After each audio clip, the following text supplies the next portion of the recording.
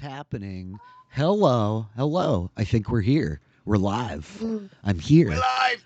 I'm on Sabotage the DM. I'm so excited, you guys. This is wild. Yeah. I can't believe we're doing this. Welcome. Oh, it's here. It is. It's here. We're finally here. It is. Thank you so much for having me. First of all, let me just say, I'm for anybody out there, all your loyal viewers, I'm Rich Filiberto. I'm DM Philly, and I have been graciously invited to participate in the anniversary celebration here, your guys' 1 year, which is really awesome. Like Joe and I first connected last summer. In like August, we started chatting about what you guys were doing, and I was like planning to kind of get back on the bike and get back to it. So I'm really just like delighted and honored to like be here to participate and be some small part of the festivities as you guys are like closing in on a year of partying here on Twitch. Well, it's been an absolute pleasure to have you. Like, first person we could think of, and the first stream that we would do was definitely with you. Heck So thank you so much for coming. Heck yeah. Yes, it's 10 a.m. here. I'm in like upstate New York. It's beautiful and scenic. There's birds outside. We may have traffic. I get cats climbing all over the place. So bear with me. But yeah, it's a delight. It's like the first time I'm meeting a bunch of you, which is really exciting. We're going to play some City of Mist. This is like one of my favorite games that I've like fallen in love with over the last couple of years. Dungeons and Dragons. This is like our common ground, right? We all love it. D20s, awesome. Fighters, wizards, swords, sorcery. Good stuff. You guys are in Waterdeep. It's one of my favorite places in the world. I know it's not real. Don't at me, bro. It's a shithole, man. Yeah. Trust me. Yeah, well, yeah. You say that, but we've got the things. fridge magnets. We loved it. Yeah. Awful things happen there. I grew up on the fringes of like New York City, so I feel you. You know, it's very close to home for me. So yeah, we're gonna play some City of Mist. Like I run a game weekly, Kings of Neon, Sunday nights. You can catch me on my channel, and we're kind of playing in like a neon noir setting, right? City of Mist is this sort of detective investigation game. The idea is like we're everyday people in sort of an extraordinary environment where the characters are all like infused with the like mythic powers of gods and monsters of like legends and lore, right? So yeah, I sent a lot of you a bunch of these like prefab characters that come in the published materials. Son of Oak does some really cool stuff. They have really sharp production, right? The books are awesome. They're kind of gorgeous. The art is great. The rule system is rules light. It's numbers light. They like to say it's a game of words, not numbers. So I'm like really excited to take y'all for a spin here in our neon city in the City of Mist. But yeah, I mean, your people know you all, but I feel like we should like, go around and say hello as I'm just sitting here monopolizing your time. You can monopolize all the time with that voice, Philly. I swear to God. Oh, yes. You guys don't even know how flattering it is. I watch you. I turn you on every week, and I'm like, these beautiful accents. I'm like so eternally jealous of your magnificent voices. And Says you. I know it's ridiculous. Yeah, well, No. it's a good thing I'm sitting down because I am weak at the knees right now. Swoon. The flirtation will continue. I thought that was going a different way, and I thought I was the only one. I think we might need to scrap the game, guys. I think. Yeah. I know. Let's just hang out for 3 hours and flatter each other. I'm here for it. Just Philly's fanboys. Exactly.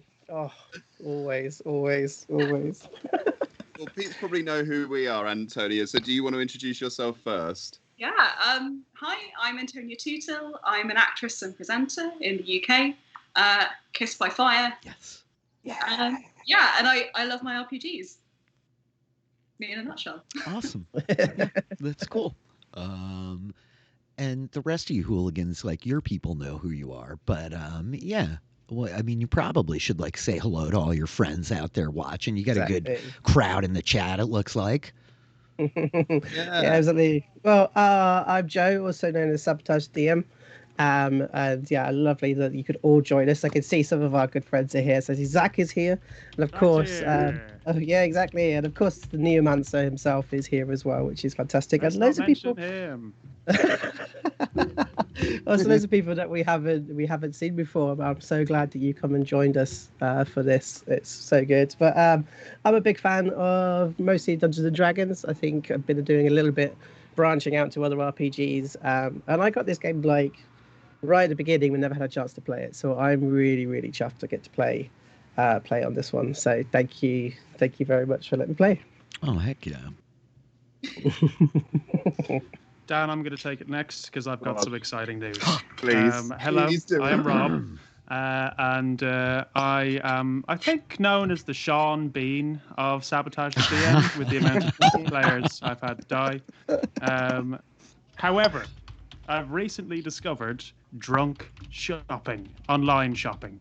And I was very drunk the last week and decided that what I needed in my life was at home laser tag. So I've bought This already sounds like an amazing a purchase. fucking laser tag kit. Yes, dude. God. Amazing. They work, and it's very thematic because when you die, this sprays out mist. Completely arbitrary. Doesn't need to happen, but it does. Oh, So I woke up the next morning, thought I had spent 80 quid recklessly. Turns out I bought 2 sets and spent 160 quid on Oh that my already. god! It's worth every penny. I have never had more fun. Shouldn't be doing it outside, but hey, live that hardcore life. I was raised on the mean streets as well, Phil. Yeah, I feel so you. I know that struggle. I Yeah. have this Anyway, that's vision me. right now of you like rolling out of bed with the thing strapped to your chest with the mist like everywhere. Like all I know is My like plan is for as many of us to get them as possible, and then whenever we're meeting each other, we have to come strapped, Yeah. and then we text each other beforehand and say, "I'm red team, you're blue team." Before I say hello to you or any sort of things, we're going to shoot each other in the street. Oh, so good. I'm totally up for this. it's like those Oh my guys God. that played tag for like 40 years, right? You ever see that movie? Yeah, that's fantastic. Amazing. Yeah, start the trend. I'll book a flight to London as soon as we're done here. I'm ready. I think So what wait, I'm you loving- bought 2 sets, so have you got 4 guns? The set comes with the 4 guns. Oh, you That's the got thing. 8 guns. How many guns and packs do you have? I've managed to sell off the spare pack to our good friend Joe Cullen. So Joe Cullen and Sasha now have a pack of 4. Amy Fleming and Andrew Gruen have taken 2 of my pack. So now we're spreading out this laser tag to across the nation. Hell Wow. yes. Hell yes. I am so down for this. You're In welcome. theory, if enough people shoot you at once, can you sort of have like a platoon moment where you're just surrounded by smoke? That's the plan. I mean, I feel like just for pure science, guys, it needs testing. Mhm. It's extremely fun. I And I can imagine put them Rob away. just doing. I can imagine Rob doing a bit of vape as well to the end. Oh, Yeah. oh yeah. I could see like the Gandalf the ship through the smoke. Yeah, it's fantastic. It's fantastic. the smell of tasty cakes in the morning. Oh my word!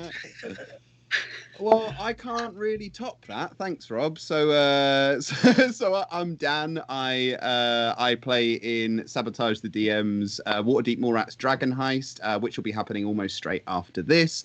I play Pups, a moody goblin monk with half a face. And like most of the creative world, certainly that I know, fell into the tabletop RPG online Roll20 life during this last mad 14 months that we've had, and it's like, wow, okay, so we can like do the best immersive experience ever that only exists in our imaginations, and we got powers and shit. Yeah, I'm down. I went from playing no campaigns to playing a million campaigns, and now for this week we're playing a million more, and I could not be happier. Awesome. It's going to be exciting. I'm really psyched So to excited. like get you guys outside of like the Dungeons and Dragons stratosphere. I see a bunch of my friends out here in the chat. I just want to like thank you guys for stopping in and checking these folks out. Give them a follow, like throw them a sub with your Amazon Primes. They're really like great creators. If you're not watching their show, you should be. They're like masterful role players, and it's like a delight to check them out every week. And I just want to throw a little love to my boy Kurt Clark, the connective tissue between us. Yeah, My man, Erky Timbers, baby. if I recall, in his Yeah. guest Okay. appearance. I heard Okay. that he left a mark after his couple of sessions playing with you guys. I love Kurt. yeah. He's a dear friend of mine, and I'm like so glad that he connected all of us. So Yep. I've been told this is my trademark where I try to like rein it in, but I say to the matter at hand. We're here to like play some City of Mist. So I sent you all a bunch of the prefabricated characters. I think like before we dive in, we should just pass around one more time. Why don't you all tell the wonderful people hanging out here who you are playing today, and give a little rundown of the characters you all selected. Okay. I'll go first then, if that's all right. So I'm with a prefab character called Flicker, who I think's real name is Bobby Monahan, and says she is short for Amanda, and so her online sort of name is Metronome, but she's had to move over to Flicker because of she's been tracked and traced. Not in that kind of way. She's been traced. That's a better way of putting it. But she is. She's a bit of a hipster. She's a hacker, and I think. But she can. Her mythos is that she can kind of bend time slightly, which is pretty cool. And she's got kind of like heightened senses of the kind of environment around her. And this is her here. Yeah. Or here. It is. I You're think killing that's it what with it the is. art. Yeah. There you go. That is Flicker. Flicker's super cool. Ben Space and Time, hipster hacker. These are all cool things. I would take like any one of those four things, but all four together is just like extraordinary. So good, strong choice. I think Flicker is like a fan favorite amongst the City of Mist nerds out there. So yeah. Oh, nice. Nice. Amazing. Oh, everyone's so polite and British. Okay, I know. then. Yeah. So I am playing Tlaloc. I hope I've said that right. I'm sure the chat will tell me if it's right. You have Tlaloc. too. Yeah, I've been like fumbling with it for days. I think Tlaloc is correct. Tlaloc. Okay, sweet. It's sort of like a previous like small time pickpocket thief involved in a bit of organized crime, but then the mythos that he's taken on allows him to turn into water, call store. It's all water and lightning, lots of environmental powers. Can be a bit sneaky, but also can like bring down a rain of knives. I'm interested to know what that is. Right. Ooh. I'm very excited. Yeah. Ouch. Sounds like lots of fun things that I'm going to be able to do here. I think you can do some really cool things. Like kind of god of the storms, lightning, thunder, water. Yes. More Zeppelin, please. But not too much. We don't want to get. I know. on Well, right. let's stay away from DMC That strikes. could just be his ringtone. Yeah, that was it. That was the amount I was legally allowed to do. Yes. Fair. How about the rest of you? Antonia. Thank you. Thank you. So my character is Lilly Chow, who's this kind of classic rebellious teen. She's run away from her parents. She may have discovered something about her parents, potentially, which led to her running away. She has an absolutely badass power. She has basically a mythical entity that lives within her, which is this mystical giant, a supernatural giant. And this guy is so powerful, has a strength of about 1,000 men, and he can encase her in power. He can summon things. This guy, seems a bit OP. It's awesome. And he is called Iron Hands. and he's kind of like her mystical big brother. Yeah, it's very cool. Nice. So cool. Lily Chow's little green giant, bro. It's really like a very cool character. And I love like an angsty teenager. I mean, who can't relate to that? Come on, this is really good common ground. I had to go through my closet and try and find something that looked a bit like Yes. Yes. I hate my parents and just music. Rebel. I love it. And I have read very little about who my character is. So instead, I've decided that Declan Lestrange, who is the character's name, will be playing Liam Neeson. Yes. I'm going to reskin all of these things. So Declan has a power where the world changes around him like a dream, and he can open a door from his home and be suddenly in a marketplace. So the way I'm going to reskin that is it's Liam Neeson opening doors to various films where he's had the same accent throughout, regardless of what he's been cast as. He's also a gunslinger, think Taken. He's an artifact hunter, think Taken, but his daughter is the artifact. Okay. And is there anything else? We'll leave it there and we'll find out more along the way. Guess, and he's rugged. Yeah. Think Taken. Very rugged. Very rugged. Don't know about anyone else, but I'm quite taken. Oh. Yeah. Oh, I was about to go with that one as well. Yeah, got me faster than that, Joseph. I'm just wondering how many phone calls we can squeeze into this one session. Oh yes. Yeah, really. Yes. I have already found the text for his famous phone speech, and I have it ready here at a moment's notice. I will shoehorn this into any scenario, and maybe saying it multiple times. I will look for the setup. I shall endeavor. I shall. A very particular set of laser tag equipment. If you're looking for a ransom, I have spent all my money. That's what we need, is that he opens a door and he walks into the Amazon marketplace and just buys all the It's full circle. Cool. Oh, yeah. Okay, cool. So, this is our crew for today. In a traditional game of City of Mist, we would have your characters. You have a crew, and your crew has its own kind of theme. But the idea is that the four of you all know each other. You've worked together. You've dealt with one another.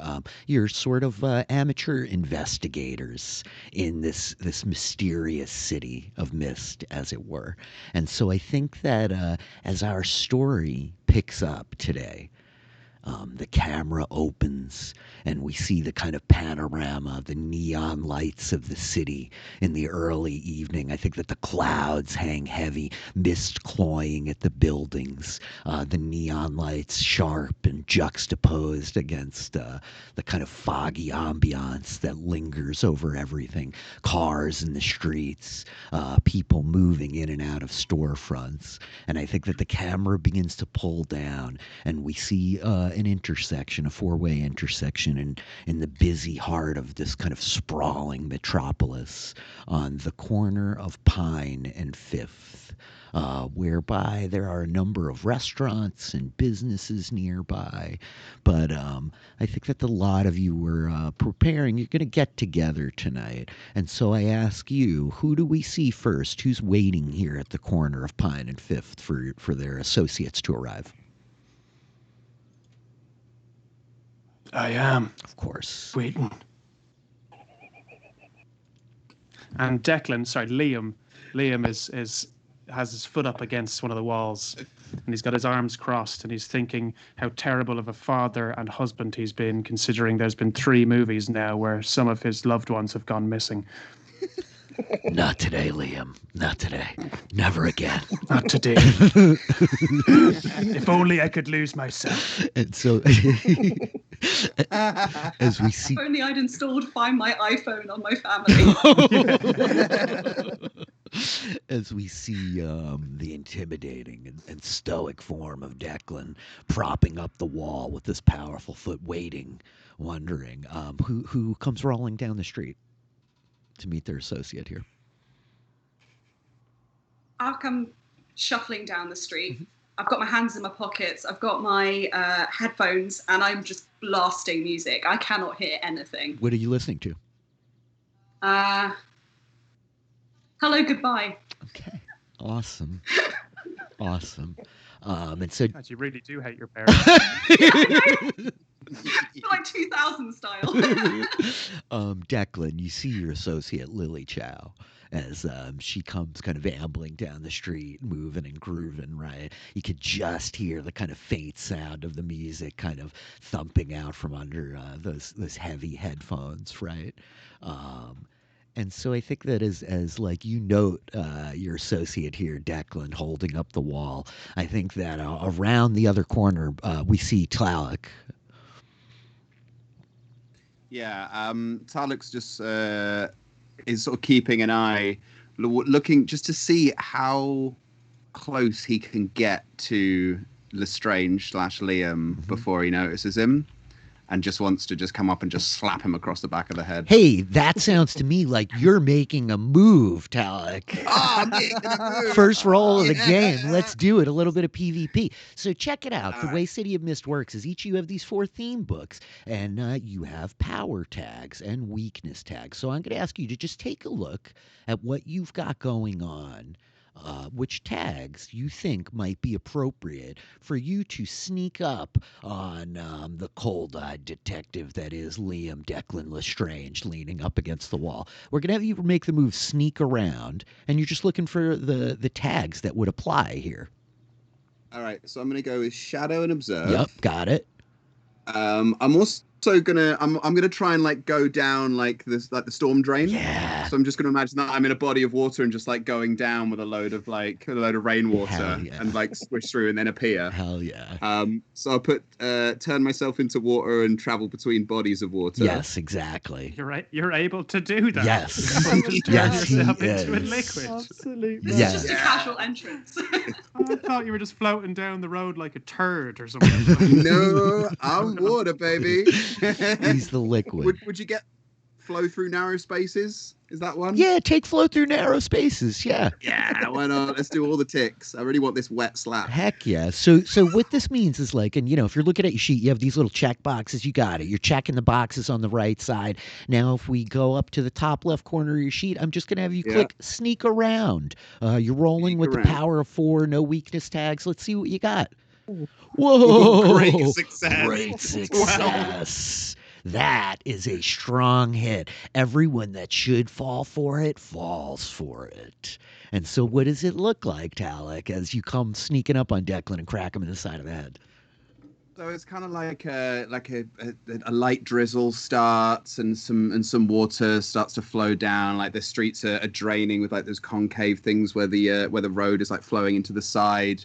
And it just all of a sudden, just this little trickle of water just like bursts into this giant humanoid form. And this giant just wet slap just like comes across the back of his head. And as he turns around, he just says, "Hiya!" I wouldn't worry too much. Everything that touches me eventually dies. See, you're always too serious, you. If you'd love everything you loved, lost everything you loved, and loved everything you lost, you'd be as serious as I am, and rugged and handsome as well. Now, these are words I can definitely identify as words, yeah. I'm not got a fucking clue what you just said. Where's Flicker? Where is Flicker? And I think at this moment the camera fades to black and we open back up, and I think that Flicker, we see you somewhere else, but you have flashes. Your kind of control and connectivity to time and space are such that you're aware of things that are not where you are, of things that perhaps haven't even happened yet. And so I think that Flicker, we see you with your eyes closed, and I think that you have a vision. You see your friends. You see Tlatoc and Lilly and Liam standing at the corner of Pine and Fifth, and I think that you see a screaming Corvette convertible roaring down the street, lights blazing at your friends, and it spins out of control in the rain, 360 to smash into the wall and obliterate all of them. And you realize this is about to happen, and snap to action. And she kind of looks at her watch and realizes she's late to get there, and sort of just because she goes to kind of grab her keys and then can't remember where she put her phone, and then kind of like goes to grab her phone and attempts to kind of like quickly call them like this, but then tries to unlock her vintage chopper bicycle with a padlock, and they can't find her keys as she's trying to call them to try and warn them of what might happen. Okay. You know that you could get there quickly. The bicycle, perhaps. I know, but this is her in panic. Yeah. So she's just like, oh, and then she's kind of like, oh yeah. And, Yep. Goes to like pick up and go to Uber. I love it. I love it. I love it. And so she completely forgets about everything that she can do in the panic of the moment, to try and get there as fast as she can. Okay, which one of the three of them did you call? Were you trying to call? I called. Yes, for sure. I'm going to call Liam. Of course. Prepped for this. Of course. Liam, you hear the buzzing in your pocket as the phone goes off. And he puts his fingers to Tlatoc and Lily's lips. Shush. I'll handle this. I don't know who you are. I don't know what you want. If you were looking for a ransom, I can tell you I don't have any money. Yeah. Shut up. Okay. But Red Corvette. You need to get out the way. Get out the way. I was going to sit, and then Liam's going to have one of his famous premonitions as well, because that's apparently something he can do. And he's going to say to Tlatoc, turn yourself into water again, you fluid fuck. And then push Lily out of the way as the two of them sidestep. And I think, like, as you push Lily and start to stagger, Tlatoc, what do you do? I'll just literally drop straight back into form and like form a puddle on the pavement. And I think it's like at this moment, as we see like Taloc's body drop into this puddle, Liam like pushing Lily out of the way, we hear like, "Argh!" And the camera pans and we see this red convertible Corvette screaming down the street, the drizzle falling around, traffic, pedestrians, and suddenly the back end of the car breaks loose, and it's spinning out of control towards the three of you. Yes? Lily. Can I use Iron Hands Sure. to protect both myself and Liam Neeson? Oh, yeah, absolutely. With an indestructible force field. Absolutely. I think that, yeah. Okay. So the car is like spinning towards you. I just want to check in on Flicker real quick. Flicker, have you called an Uber? Has the Uber arrived? Yeah, it says it's 2 minutes away. We see the speedster Flicker like waiting, foot tapping rapidly, like so fast we can't even see it moving. We cut back as Lily is going to manifest. So I think that what you're going to do here, Lily, is you're going to face danger against this car that's like freewheeling towards the wall. Tlatoc is a puddle on the ground. He's gone. Lily, which tags do you think you have that you could use here? I'm going to use Encase Lily and Protective Energy. Yep, heck yeah. So you can click the checkbox right on the right next to that. Nice.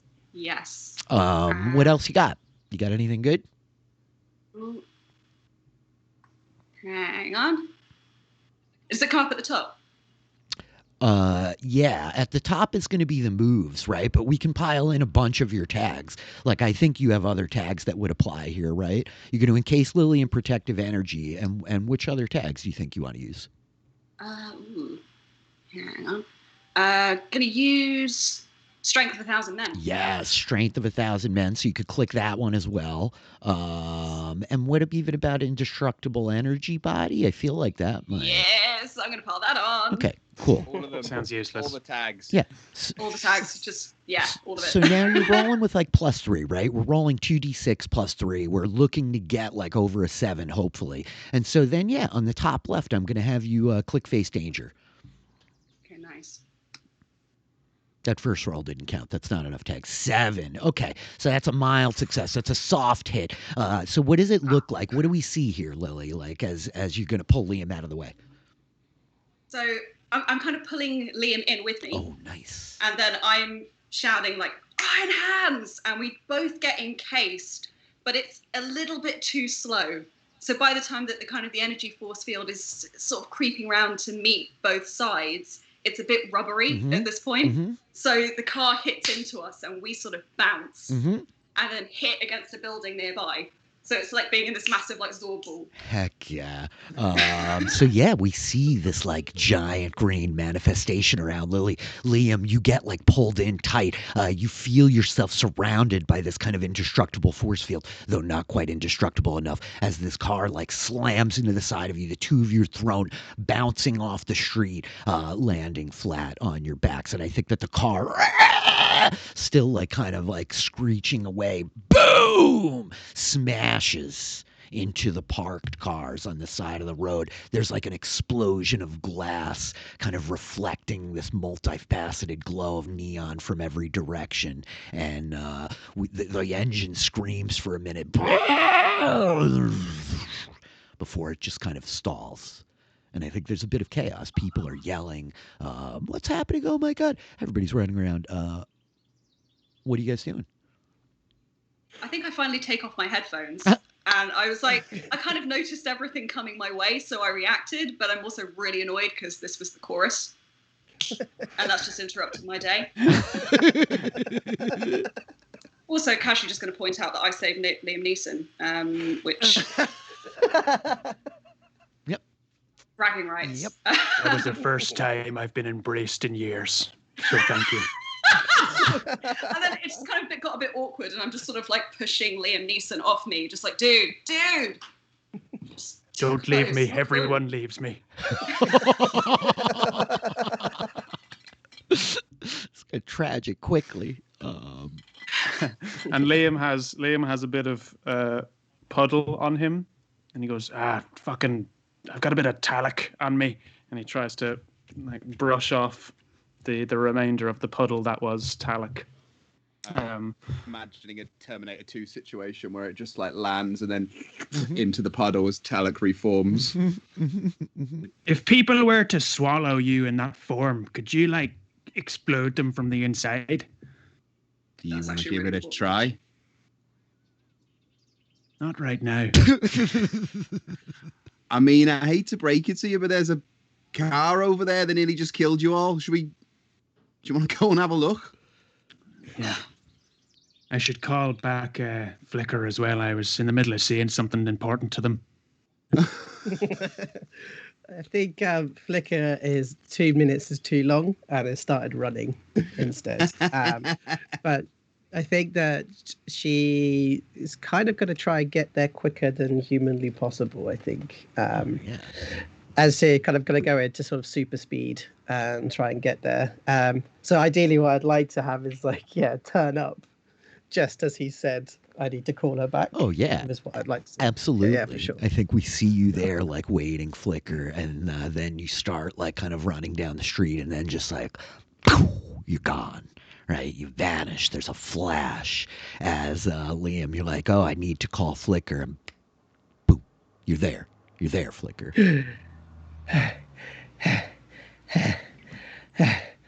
Good.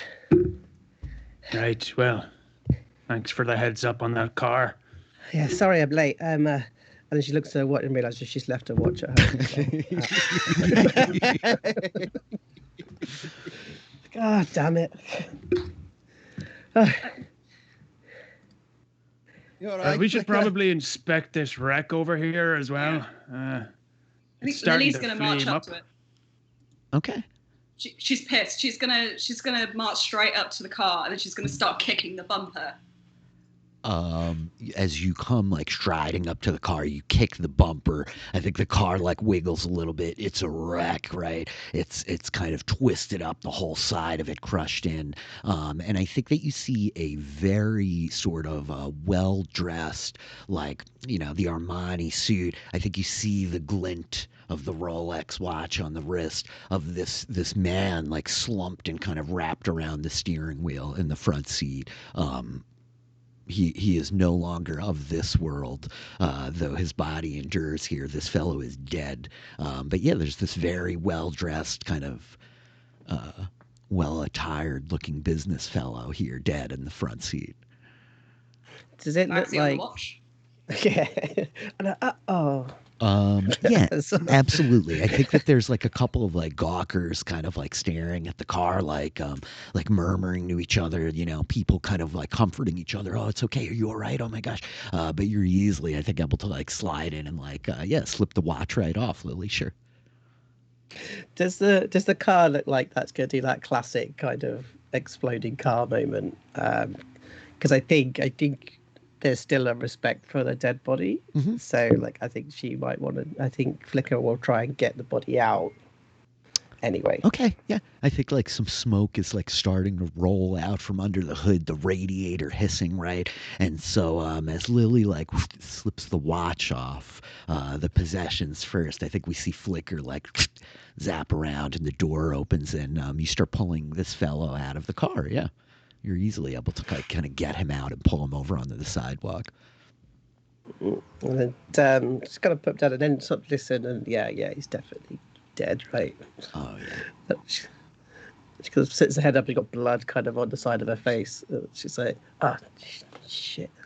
I think he's dead. Or they're dead. Shit. And I'm Yeah, not that's surprised. People die for less. Tell me, Philly, Mhm. does this seem like it's just an accident, or does it seem like this has a more sinister cause? That's a the great car. question. And to that end, Liam, I'm going to say, why don't we have you make an investigate roll? And then you can ask me that question and I shall give you clear answers. Right. Yes. Okay. So same deal, right? You're going to look at these 4 theme cards you have, and we're going to look for like whatever power tags we have that we think might be good for you to investigate this. What applies as you're going to like scope it out, right? You're taking a look at this thing to determine whether this is a mundane crash or something a little bit more nefarious. Great. Okay. I am going to. Will you allow me? Mhm. Because he's an archaeologist, he studies things, and this car is undoubtedly a thing. So, he's used to fine details. That's how I dig how I'll it. sell That's it. exactly where I was going. We're going to be a little liberal. So in do applying these. archaeologists. Yes, archaeologists. So click that. Oh, Thank you. That's why I'm here for the comedy. that's why we bring in Liam Neeson, Funniest fucker around. famed comedian. I take don't know. I think mysterious reality bending. Yeah. How far does that range? Could I potentially see into the past of this car? Yes. Or- I think that this whole theme that you have going on here is that you're living in a dream, right? Like anything that might occur in a dream. So I think that we can go with mysterious reality bending, that you can like look backwards to perhaps see what might have occurred, for sure. Great. Yep. I think that's all. Okay.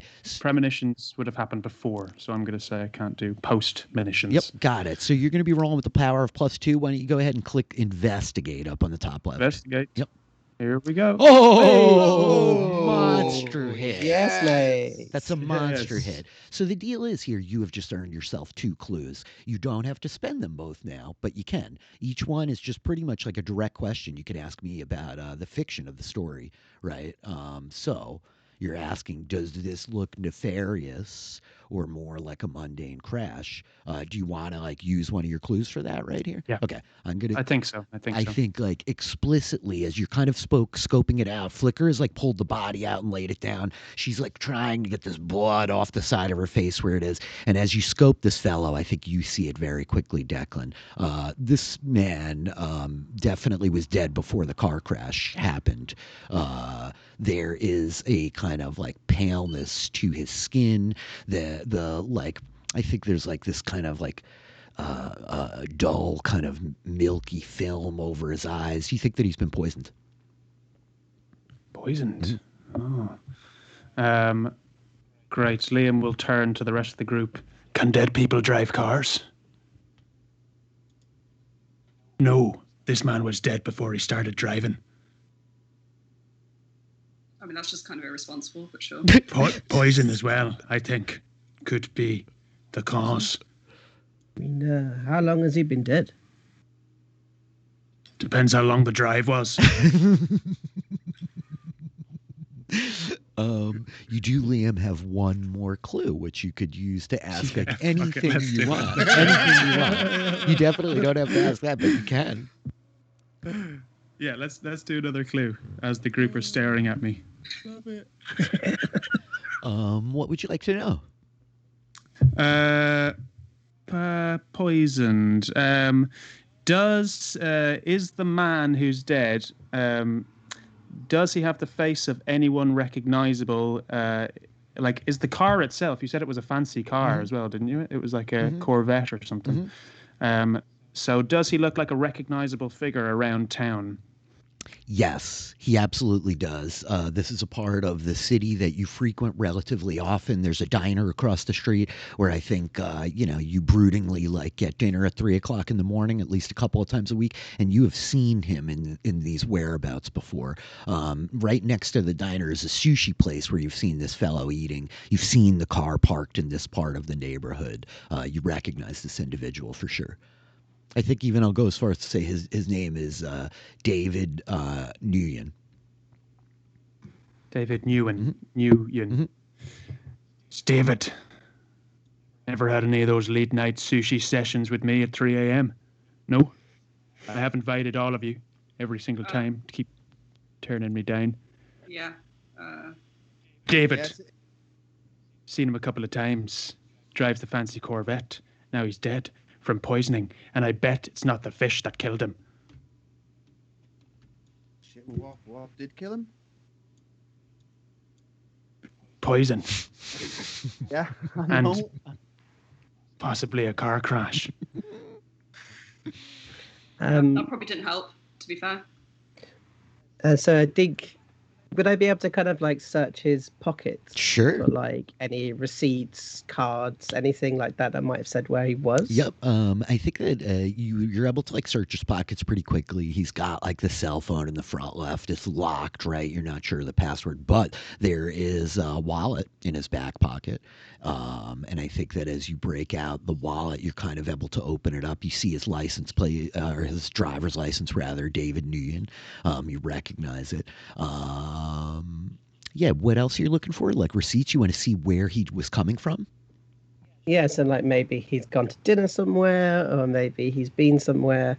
But failing that, I'll try and hack his phone. Will be the next thing that I'll try. Okay, awesome. So I think that like Flicker, you're also basically making an investigate roll right here. So why don't you run down the line and let's see what kind of you can do like both these things, right? As you're kind of searching his pockets for any kind of like what can you find, and you also want to try to hack into his phone. What power tags do you think you have that apply here?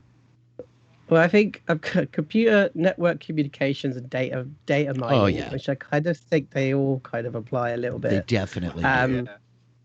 And then let's have a look. I mean, it's sarcastic. Can I be sarcastic as I do it? No. Just do that ironically. Oh, great password, David. Yes, one. I mean, could I use? This could sound really strange, but like flashes of other places. Yes. As it's kind of like trying to kind of figure out where they've been, and then maybe get flashes of where they are. I think absolutely you can. Flashes of other places is part of what like drew you here in the moment. So yes. Okay, so I'll press investigate. Okay, so you're making an investigate roll with power +4. Oh yes, the rolls. You guys are killing it. So to that end, you now have 4 clues. Much like Liam just did. You have these 4 clues. And we have to consider the source of the clues being the fact that, like, this is information you're able to take off this guy's body, out of his phone, right, from the contents of his wallets. So keeping that in mind, what are the questions you want to ask me? I want to have a look at their, like, calendar. Mm-hmm. And see what they've got booked, that they've had booked or got booked. Okay, so I think that as you're like scoping the calendar to see like what's booked, what's been booked, you find like a number of kind of dates. It looks like that he had over the last week at the sushi place, which is right across the street here. It's called Shinobi Sushi, and you can see that what he has there is date with Ellie, and then there's a few entries that are like kind of stretched out 2 and 3 days apart, coming in the next week. Of it says Ellie and Emma dinner at Shinobi Sushi. Ellie and Emma like lunch at Rondo's Diner, and yeah, I think that's what you got. Cool. Yep. Okay, and is this the dinner date? Is that the one? Does it look as if that's coming up or just been? It just happened like 2 days ago. Just happened. Yeah, he just had the date. It looks like with this person Ellie 2 days ago. Okay. Okay, Ellie. All right, so I'm gonna go onto his like social media. Mm-hmm. And figure out who Ellie is. Okay. So, I think who is Ellie? As you go into his social media, you're able to immediately identify that this woman, Ellie, is in fact the partner of this other person, Billy. The two of them are like women who are clearly together in a relationship. What you find when you start going through his social media is vaguely stalkerish. There seems to be like some obsessive fixation with the pair of these women. And I think that that's what you get from that question. And so you have 2 more. You can save them to ask later, but you can just keep cracking away right here if there's more you'd like to know. Mm-hmm. Well, I'm going to turn to the guys and sort of go, yeah, God, this guy, I don't know how to put this. He seems like he might be a bit of a stalker. Yeah. Right. Like who's stalking? Ellie and seems to be somebody in Emma as well. Ellie and Emma, right? Seems to eat a lot over. Eat a lot over at Shinobi Sushi. Well, I'm a little bit hungry. Do you fancy getting some fish? Food? But and they do vegan options. She's sort of like us. They do rice, so yes.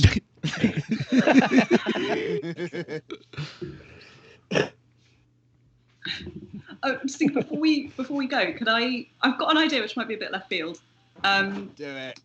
Yeah. But I was gonna use Iron Hands, because he can transform the environment, and I'm wondering if he can use that power to basically highlight or kind of if there's any fingerprints in the car that don't belong to the victim and make them glow.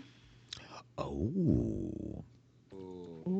Fascinating. So what basically the move that I would say this is appropriate for, this move called Change the Game. Change the Game is like very diverse.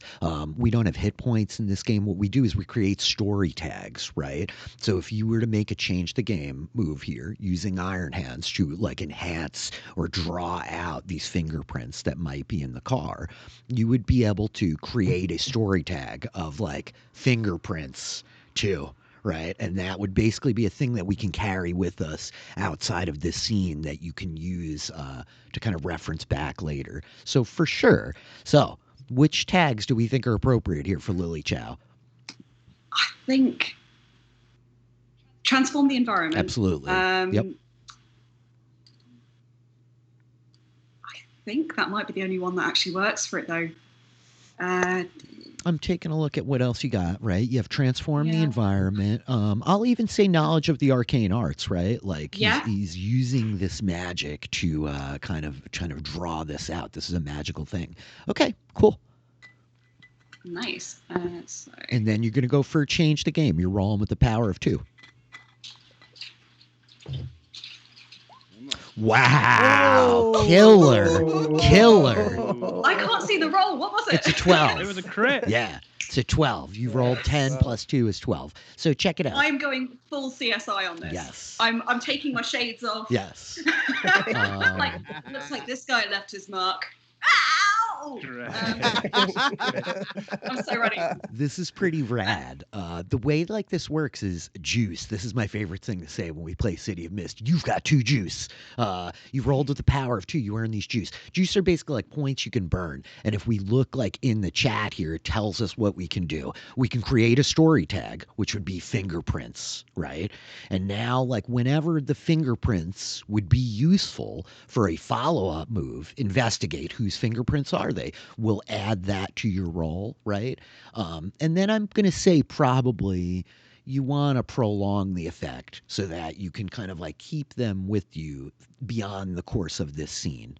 Does that sound like what you're trying to achieve?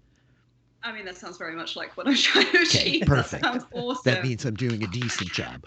So I think that we see the giant, as it were. This kind of green energy like flows right through the car, right? And I think that you see all on like the passenger side door and the seat. I think we see some like fingerprints emerge, kind of drawn out, and perhaps even the giant himself is able to kind of like take them and kind of like imprint them, right? And just show you like right in the palm of his hand, like here's the kind of 5 fingerprints, right? Like he's got them for you. He'll carry them with you.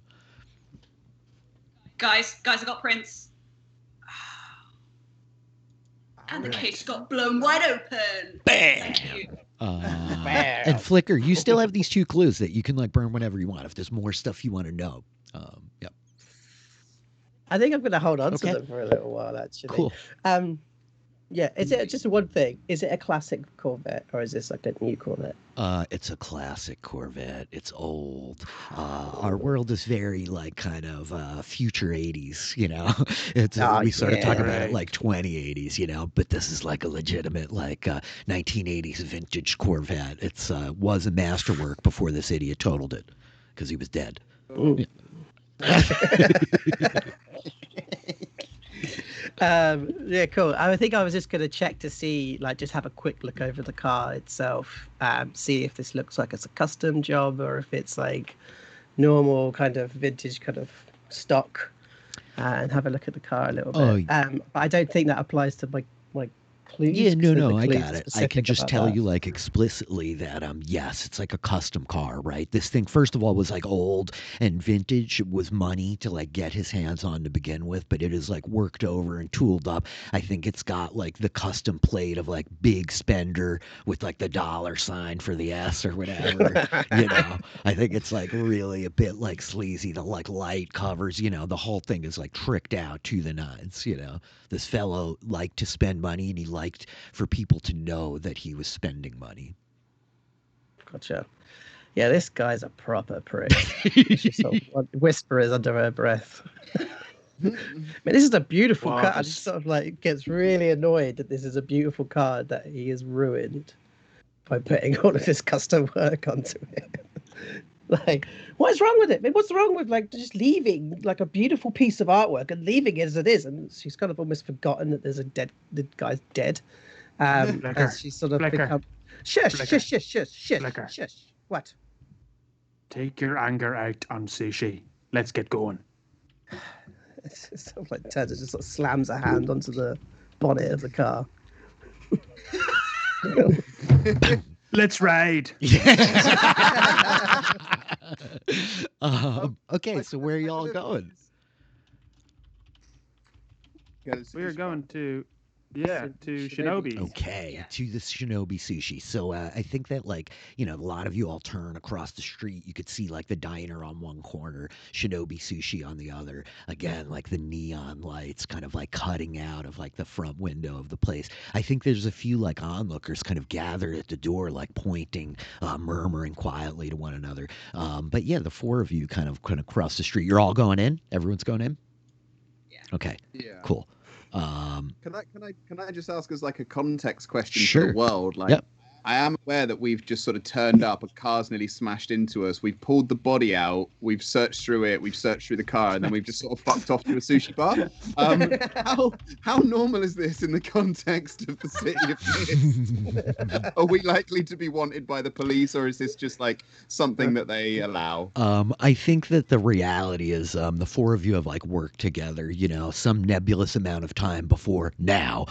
All of you transitioned into like these other beings. And part of the premise of City of Mist is that the mist is this conduit that has unlocked this potential in you, but it obscures and hides the truth from the people who are unenlightened, the sleepers, as it were, right? The four of you are like awakened to the real reality happening around you. But for the masses, like they're kind of like when the like giant green, phosphorescent giant encapsulates you, when Tlatoc is like collapsing to water and reforming, the people just kind of like, doesn't look like anything to me. So I think that there's a certain amount of like hand waving, right? That like probably you all will be overlooked. The police are incompetent, corrupt, or both in most cases, All right, to the sushi bar. So the four of you like head into the front of the sushi bar. And I think that the hostess is just kind of like, oh, good evening. Ford, would you like a table? Will you sit at the bar?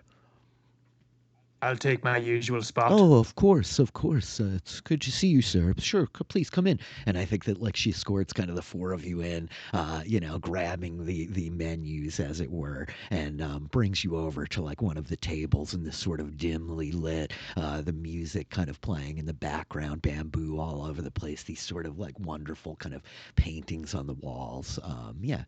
And she seats you and kind of drops the menus like, the usual. Shall I bring you drinks?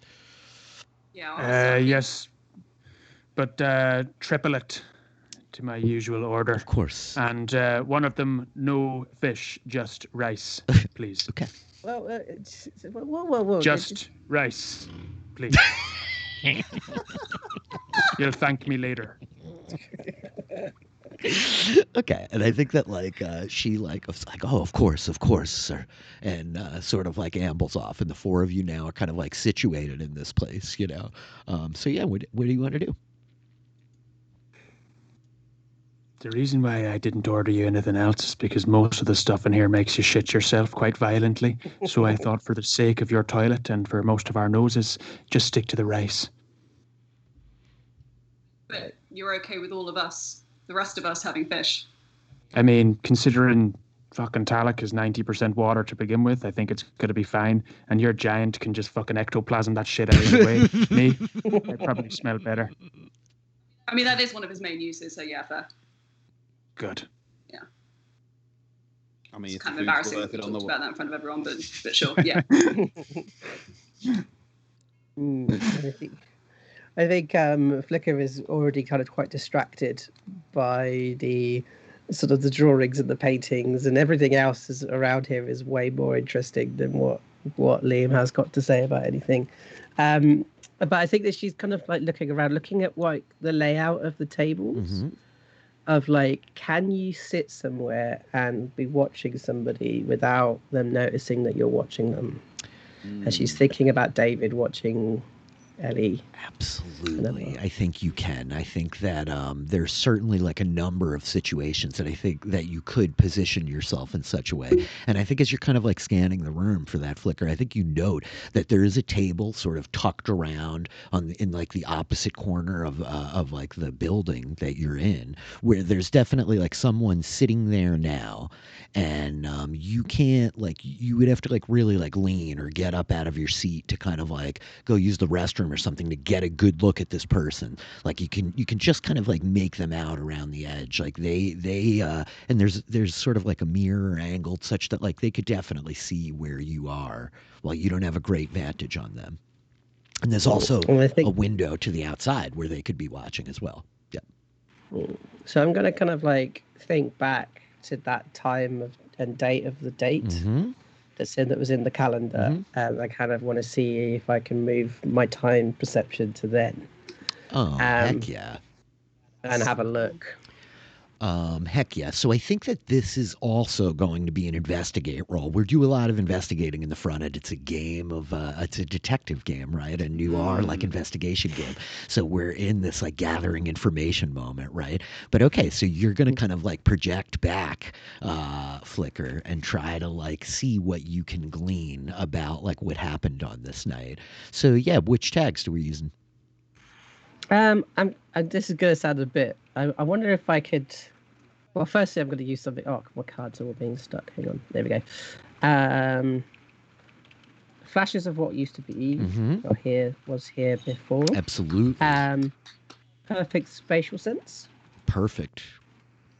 And then, oddly enough, I think there's a. Hang on, I can't get my card. There we go. I'm kind of thinking. Maybe free thinker. I think it totally applies. Yeah. I mean, you're like abstracting all these ideas and trying to kind of put pieces together with just like little bits of clues. I think free thinker fits totally. Okay. And I don't know if there's anything else that might work. Fashionable carry-all bag. I mean, come on, I look great in my bag. I know, yeah. The fact that it's a fashionable carry-all bag, that like tells you everything you need to know about the power tags of City of Mist. That's what's so cool about this game too. That having a fashionable carry-all bag is equally as powerful as being able to unmoor yourself in space and time. Right? That's the design of the game. It's beautiful. So go for it. Make an investigate roll with the power of 3. Okay, let's have a look. Oh, you all are crushing it. Okay, so you're still like hanging on to the 2 clues that you got from hacking David's phone and searching his body. Now you've got another 3 in terms of looking back to the night of the date, assessing like kind of this place and this building. What would you like to know, Flicker? Okay, well, I think I want to see where. What did David eat? Because this is sort of maybe the last place that he ate from. So, is that right? Have I got this? Have I got my date? My dates. This was a couple of days ago. He definitely did not eat here tonight. That much is like clear to you. Like he may have been coming here. You don't think he left from this place. There was nothing that you had to indicate like he ate here right before he crashed. So I don't know if that changes the question. Yeah, it does a bit. Okay. Yeah. So it would be what. I think it's what was Ellie and Emma talking about for him to hear, and did anything occur between them? Like, was there an interaction between David, Ellie, and Emma? I think that's two questions. Yep, it sure is. So Ellie and Emma were talking about their apartment, which is just around the street. Around the corner from where they are, and how happy they are that Shinobi Sushi has opened up so close to home because it's one of their favorite eateries. They can come here a couple of times a week. And was there an interaction between David and the pair of them? Absolutely, yes. I think that you, like, as your eyes are closed and you're kind of reflecting back into this moment that occurred 2 days ago, this night, you see Ellie and Emma sitting at the table that the 4 of you are at, kind of your friends kind of vanishing away, their images like superimposed over them as you're seeing backwards, right? Time existing like both concurrently and backwards. And I think you see David approach and he's like asking very sort of aggressively for Ellie's phone number. And I think that Emma is threatening him. I think that you see Emma like, how many times do I have to tell you? If you're going to keep this up, you're going to pay for it. We don't care. We don't care about your cars or your money. She doesn't care about you. We're in a relationship. Do you understand? You're a sick man. You need to stay out of our lives. And so she got started sitting watching this kind of happen. And I think I think that, is there any way that she could possibly find out where Ellie and Emma live? Absolutely. Through which you can see what you can see. Yes, through there. absolutely. I think that as you're looking back, we can burn your third clue right here. And I think you're kind of like scanning over these sort of superimposed, semi kind of like ghostly, translucent images of these two women sitting here. And yeah, I think that we see like one of them has their fashionable carry-all bag like hanging over the arm of the chair, and it's open just so that there's like a stack of mail with like an electric bill with the address on it, right around the corner on 5th. Okay. Comes back, and I'm guessing Liam's doing some waffle or something. It's in mute, and it's You're so on mute. So I think that is that's Flicker's ears going ping. It's just sort of And like I coming will back. kill you. It was the greatest phone call of my life. Yeah, we know, we've heard it a million times. Yeah. David was. I think he really stalked somebody, and I think somebody threatened him to kill him because of it. And then she goes to a paper and she writes down the address quickly before she forgets it, because she knows that she'll probably forget it. You're like And then scribble it down on a napkin, right? Yeah. then pushes it forward. Who was it that threatened him? Ellie and Emma. Huh. But it seems as if he's been bothering them for a long time. Right. Well, I mean, this do guy's you this want this to go guy's. straight to theirs? Oh, I don't know. Maybe I could have some really tasty rice. The rice is particularly good. It's about the only thing that's edible. We'll take it to go. I think like the waitress has like just walked up with the sake in the platter and like looks at Liam like, of course, sir, of course. Just give me a moment, you know. Just while everyone else is distracted, Lily's just going to steal everyone else's sake, and she's just doing it. We have to go.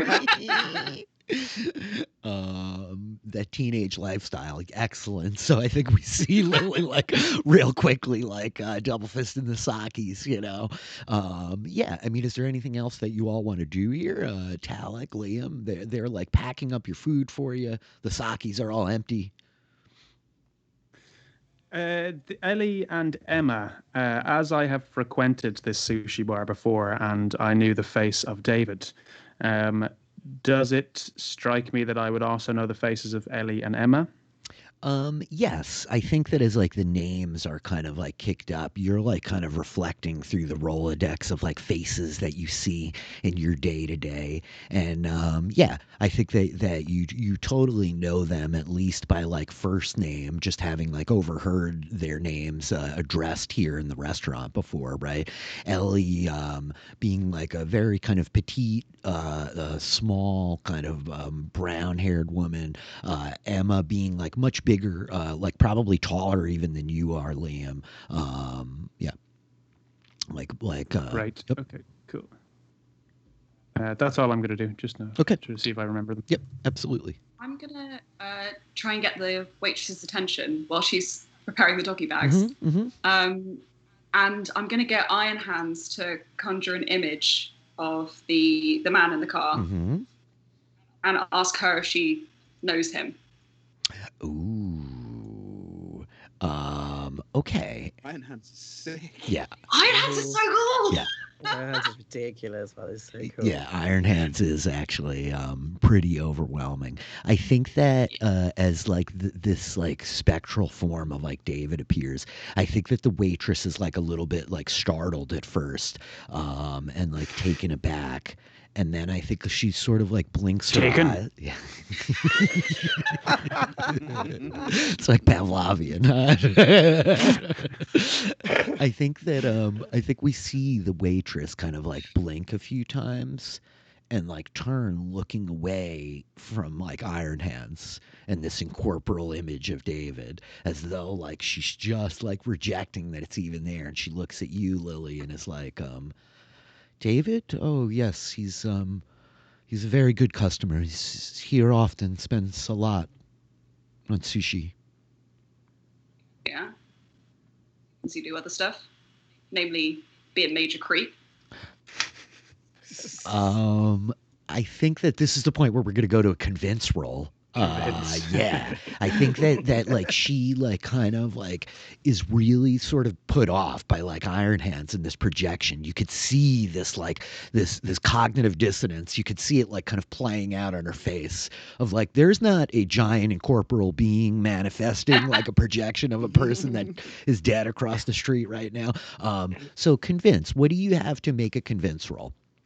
Do we think here? That is a good point. Oh, you got a few cool things, maybe. Oh, yeah. So actually, what I'm going to do is I'm going to kind of switch tack. Sure. And I'm going to go girl to girl. Sort of creeps out there. Mm-hmm. Help me to help you. Mm-hmm. To help these girls. I'm going to use good advice. Yes. And then what I'm going to do is I'm going to get Iron Hands to sort of float over. And he's just sort of very slowly going to give her a hug. Yes. In this kind of spectral form. Yes. And you just hear him going, there. And I'm going to use the comforting embrace. Perfect. Comforting and Perfect. Good advice. Comforting embrace. So we've got a weird kind of good cop, bad cop dynamic going on with her. Yep. Lily just kind of staring her out, and then the giant just like... Yep, absolutely. So that's a power of 2. You're going to roll convince. Convince is a little interesting because what you're doing is essentially you can go ahead and make the roll. Let's see how we pan out, and we'll talk about it. Oh, awesome. Lord. Awesome. That's a 10, Antonia. It is a 10. Yes! That's excellent. So check it out, Lily. This is kind of how convince works. Convince is like a little bit weird to kind of conceptualize, but the idea is you're threatening this person with the status. They have a choice. They can either answer your question and you've convinced them to do what you want, or they can like resist it for whatever motivation they have. And you're sort of threatening them with the status. Like, if you don't tell me what I want, what's the like repercussions of that? What's gonna linger with you afterwards? And these statuses, it's like any kind of adjective, descriptor, whatever you think is appropriate, if that makes sense, right? Like we might say like guilt, right? She might feel like guilty for like concealing this guy's misdeeds or something like that, if that makes sense. You with me, right? Yeah, I'm going to go with the Okay, guilt cool, tack. cool. And so, yeah. I'm going to say I'm being good to you. This guy's giving you free hugs. If you want to get more free hugs and you want to help some girls, I think me out. that, and maybe get me more sake. yes. And so I think that the waitress, we see kind of like the tension in her shoulders ease as Iron Hands is sort of like mystically kind of like comforting her. And we see like she like kind of smiles at you and like looks down for a moment. And she's like, the bosses, they don't like me to speak out of turn. It's just a job here. I'm just trying to make ends meet. But he's a scumbag, she says. He was here on a date with another woman, and Ellie and Emma, well, they're here often. And Ellie caught his eye. The date that he was here with that night, storm dried out on him. And then he just kept turning up. He was making it a point to come in on the nights where they were here. He threw some money around. I think he paid off one of the busboys maybe to find out when their reservations were. Really a grade A slime ball. Yeah, super gross. Okay. Yeah. And I think that she even then goes on to say, she's like, Ellie was a quiet sort, and I think that she just tried to placate him. Emma wasn't having any of it. They crossed words more than once. I saw them fighting out on the street just last night. Does your boss make you stay quiet about this kind of stuff? I mean, not really, but just they don't like it for me to speak out of turn. Mm. Okay. Well, if you need any advice, you need some help, possibly from a giant mystical green man, then you know who to call. I think she like gives you this kind of funny face of like, giant mystical green man. What the heck are you talking about? As like the camera pans back away from Lilly and Iron Hans is like standing behind her. You know what I mean? There's like this total rejection of like the reality that all of you are seeing, you know? Yeah. It's cool. It's cool. I mean, it's just something I kind of like to describe myself, you know, like I'm a big, giant, mystical green man. Anyway, it was great to talk to you. Bye. You too. Okay, cool. So I think that she's like packed up all the food to go, the rice included, and you know, sakis have been reloaded. And so yeah, where are we at?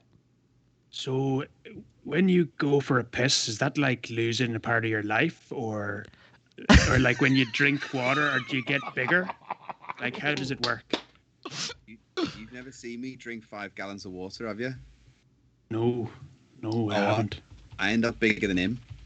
And I point over at Iron Hands. I'm like a monster. I feel like we should Big test watery tidal wave monster. Cool. Yeah, that's great. this. Tsunami versus giant. Right. Oh yeah. Yeah. Right. Oh, Yeah. let's take this outside.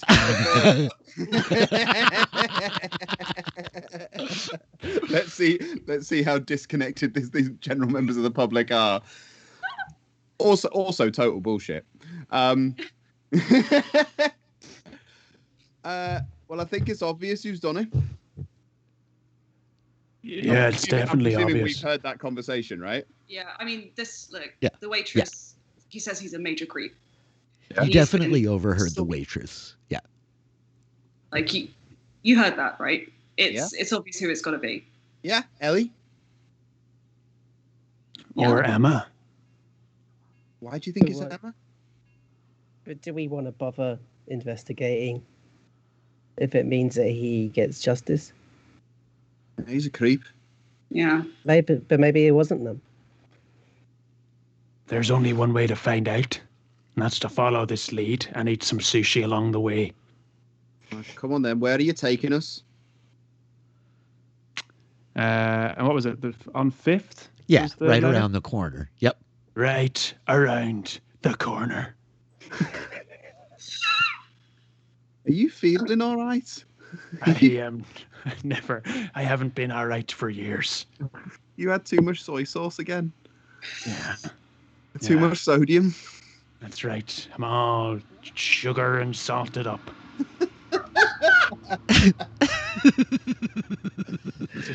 My wife told me I was intense, and that's why she left me, but it must be because she was taken, and taken 2, and taken 3 as well. Where are you taking us? Round the corner. I think by this point, like we've spent a lot of time together. I think this just kind of just bounces off us now. We're like, he's going to be really intense. We get it. Yeah, It's all yeah. right. Yeah. We'll follow him. I'd say that I'm tolerated, but not liked. Yeah. and often probably saved. Yeah. I think. I think- Oh sorry. no, go for it. I said I wondered if I could keep looking at his phone as we walk, and I'd like to ask a question. Sure. Photos. I want to see if there's any pictures of like Ellie and Emma from afar, Oh yes. The answer but is also if there's yes. anybody else. Yes, there is. I think that you see a picture of Ellie and Emma. from afar, and then you see another and another and another, and you're like, oh good. Ugh. And like they're all very kind of creepy around corners, through windows, all this kind of stuff. But I think that you see one picture of there are a few pictures of like other people, family, mom, dad on the social media, but I think you catch one that's in like the camera reel, though not posted on any of his socials, that seems to be this figure in like a trench coat with the hat and the brim kind of pulled down low, like standing kind of in a darkened alley. And I think it's one of these pictures of somebody taking a picture, right? Like they're holding up like the phone, and you see the flash. And I think that like as you look at this and are like, this is very odd. A lot of you have like kind of just stepped out of the sushi place. You're walking down to the corner, turning. The smashed car across the street is still steaming. I think we just now, after all this time, are hearing the sound of sirens arriving. But I think, Flicker, you glance up from the phone at like this mysterious kind of trench-coated picture of somebody like photographing David, right? And you look up across the street, and I think that you see a figure like wearing a trench coat with the kind of detective hat, like leaning over David's body as it lies there on the street. And they kind of like look up at you, at the four of you as you're coming, and like the pair of you catch eyes with each other. There's like a moment where your gazes lock. And I kind of like, I think I'm gonna like keep staring at them, but I'm just gonna pass the phone over to no. Who is it? Probably to Lilly, actually, and sort of just to have a look at the picture. Okay. And so I think that the Flicker like hands you the phone, Lily, and you glance down and like look up, and you see this like detective kind of looking individual by the wrecked car, kind of examining David's corpse where it lays on the sidewalk. And you see this picture on the phone looking back at you. Oh shit! I'm gonna get Iron Hands to basically an enormous kind of long reach grab to grab the person. Oh shit! Yes. Straight in. We be escalating. I'm not messing around. Okay, so check it out. I think that like the person like looks up at you at this point, or they're looking at Flicker, and they kind of like they're like scanning the group of you. So what this is going to be is there's a few different moves that might work here, but I think this is going to be go toe to toe. Hit with all you've got and go toe to toe are very similar. Hit with all you've got is really for like when you have the jump on somebody, right? They have no clue you're coming. He's aware. He's looking at like the group of you. So whatever might happen here, he could respond to. Okay, so which tags do we want to use here, Lily? I'm thinking I've got indestructible energy body. Yeah, we'll dig it. Yep. Then knowledge of the arcane arts. I don't know. What about strength of 1,000 men? I think like fits really well, Yeah. right? That's always a good choice. Knowledge of the arcane arts, like I think it's like what you described as like Iron Hans, like physically kind of like grabbing them. He's not like necessarily like creating anything else. I mean, you could certainly like kind of change what you're doing to make that fit if you think, but I don't know that it does. Okay, that's fair enough. She's got basic self-defense, which I know is not necessarily defending. I think it fits, right? I mean, we're talking about kind of like hand-to-hand interaction, like fighting combat, like, and we're being liberal today, right? Yep. So that's 3 there. Okay, cool. Yeah, go for it. Roll.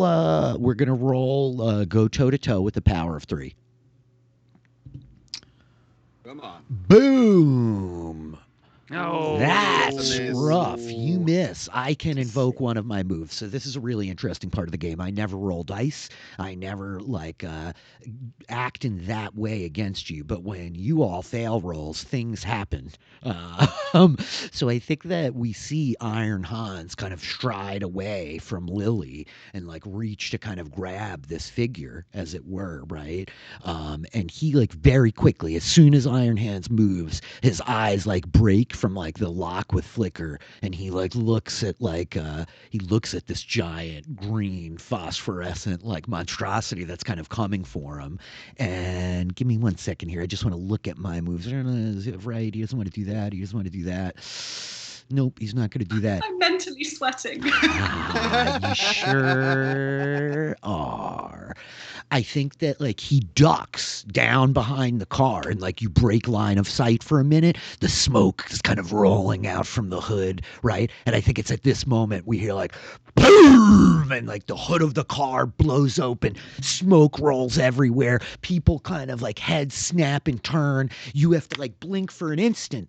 And this flash of explosion, and as you open your eyes again, I think you just see trailing the trench coat where he's like vanished down an alley to the side and is like out of sight, racing away. Iron Hands kind of like staggered for a minute in the middle of the street, as even as formidable as he is, this explosion has given him cause to pause. Whoa. So I'm kind of saying to Iron Hands, like, it's okay. You did good. And I'm just sort of motioning him to come back to me. And then just getting him to breathe. Mm-hmm. It's cool, buddy. It's cool. Yeah, you did good. Okay, cool. So the other three of you see all this go down. Yeah. So are we going to Emma and He's got the nori rolls. Yeah. Guys, we gotta go. Come on. Yeah, I think I'm gonna Yeah, look over at Holt. I never remember how to say your name. Lala. And I'm like, race you. Yeah, all nice. I think she's gonna start running down the alleyway. And I want to try and catch him up and maybe trip him up or something. Oh, you want to try to catch this guy? Okay, cool. I want to catch him. Cool. This is going to literally be the same role. Like, go toe to toe again. We have these big abstractions, right? We could use it for like a debate of ideas, a fist fight, a car chase, and this is a chase, right? This is you two going toe to toe to see, can he get away or can you run him down? So what do we got here, Flicker, for you to catch this fella? I think super speed. Oh yeah. Sure. Oh yeah. That one would have been good if I did it before. It's a good catcher, but I think that means a different type of catching. But I don't think I could use that. You could argue. Yeah. You could argue. I mean, I think that would be a nice one to use. I mean, it feels pretty appropriate. Yeah, I mean, it's we're very broad ideas. Go for it. Super speed, good catcher. Yep. I want to use my very fashionable carry bag to actually trip them up with. Oh yeah, you're gonna throw the bag to kind of like I'm gonna catch his throw the feet. bag, Okay, yeah. cool. Go for it. Yep. Okay, so let's get those in. And I think that might be everything, unless you've got an idea. Can I just say, if he actually manages to catch them using a handbag, and I couldn't do it with a mystical green giant, Yes. Flashes of what PG's we broken. Flashes of other I hope it places. happens. Perfect spatial sense. I'll give you perfect spatial sense for sure. Yeah. Okay, and it's toe to toe, right? Yep, and we're gonna go toe to toe. Yep. Oh, yes, 13. Oh, so that's a 13. You're rolling like beasts tonight. So check it out, Flicker. You are able to choose two of the three options that they list here, right? So it's probably you manage to achieve your goal.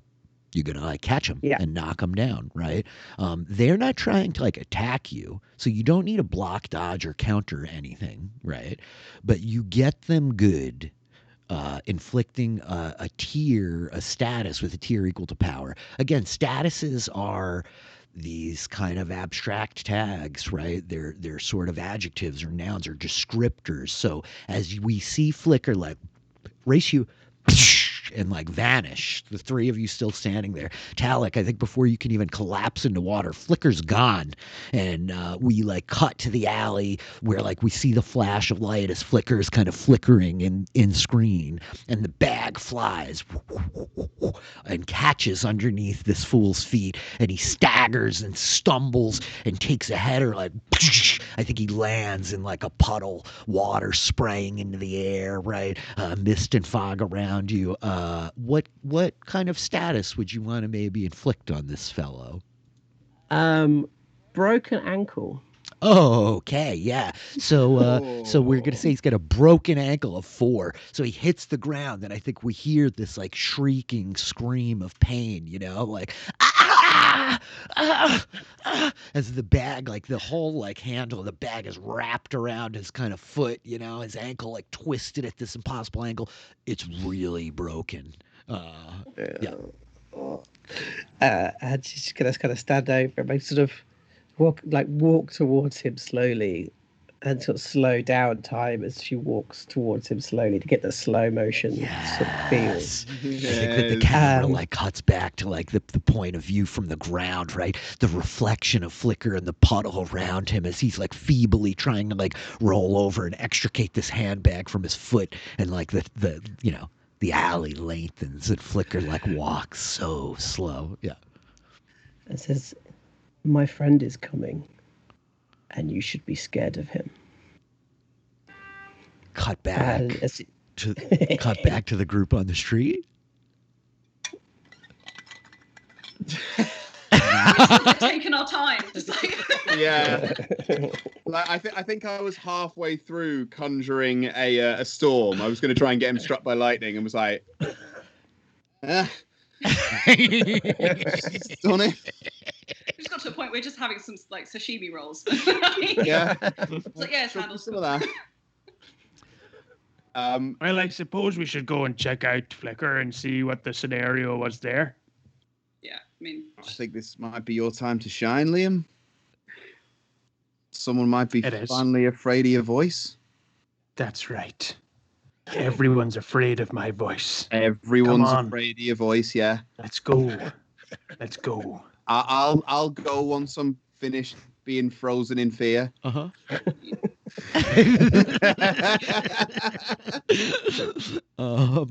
So the three of you come striding in. Flicker, we like cut back to the alley as I think we could see the silhouettes of your friends kind of coming, but you've got a little bit of time still, with this fellow before they kind of close on you. Why, David? I'm a private investigator. I just am trying to do my job. I'm just trying to do my job, kid. I'm sorry. Please. Who hired you? She kind of like starts to go towards his ankle. I can't. I mean, you got me good. I can't give away my context.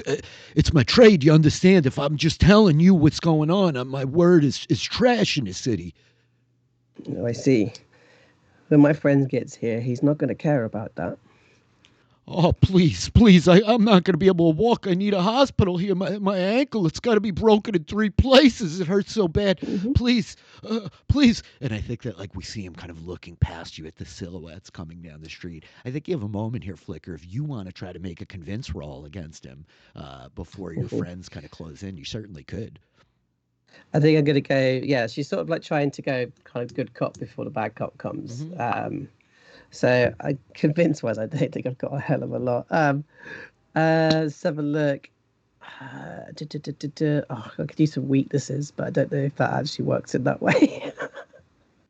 No, I got nothing. So I think I've got a power of 0 on this one. Okay, you're going to make just like a straight-up roll, okay, with the power of 0. I don't think I've got anything.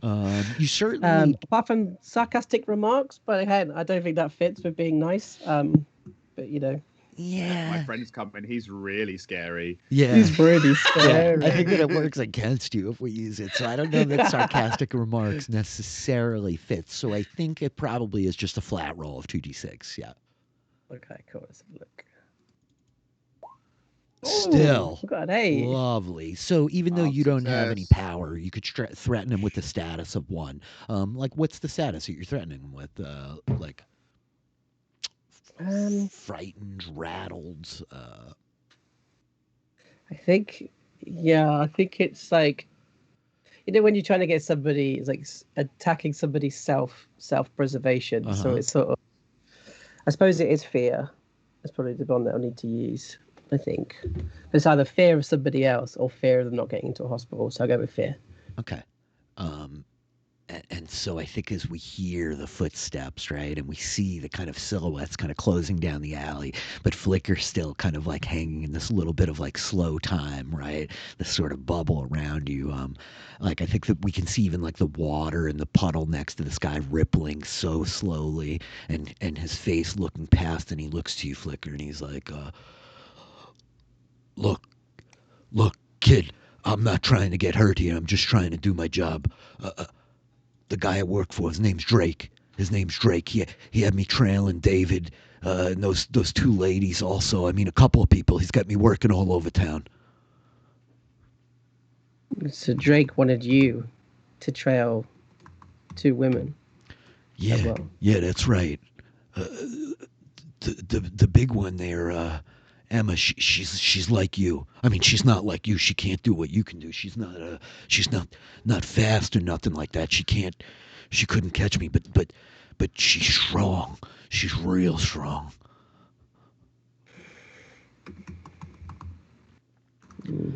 Him too. The one in the car, David. He's like you. He's like them too. You lying to me? I swear to you.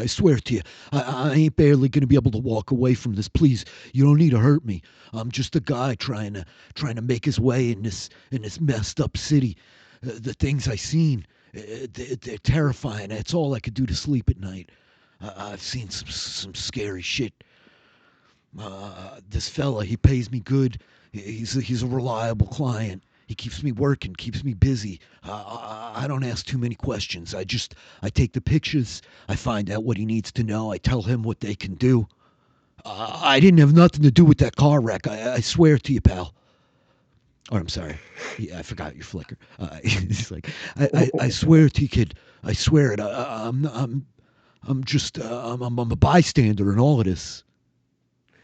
And she sort of like gets confused with everything he's saying, and then remembers that he said, like you. She goes, so how long have you been watching us?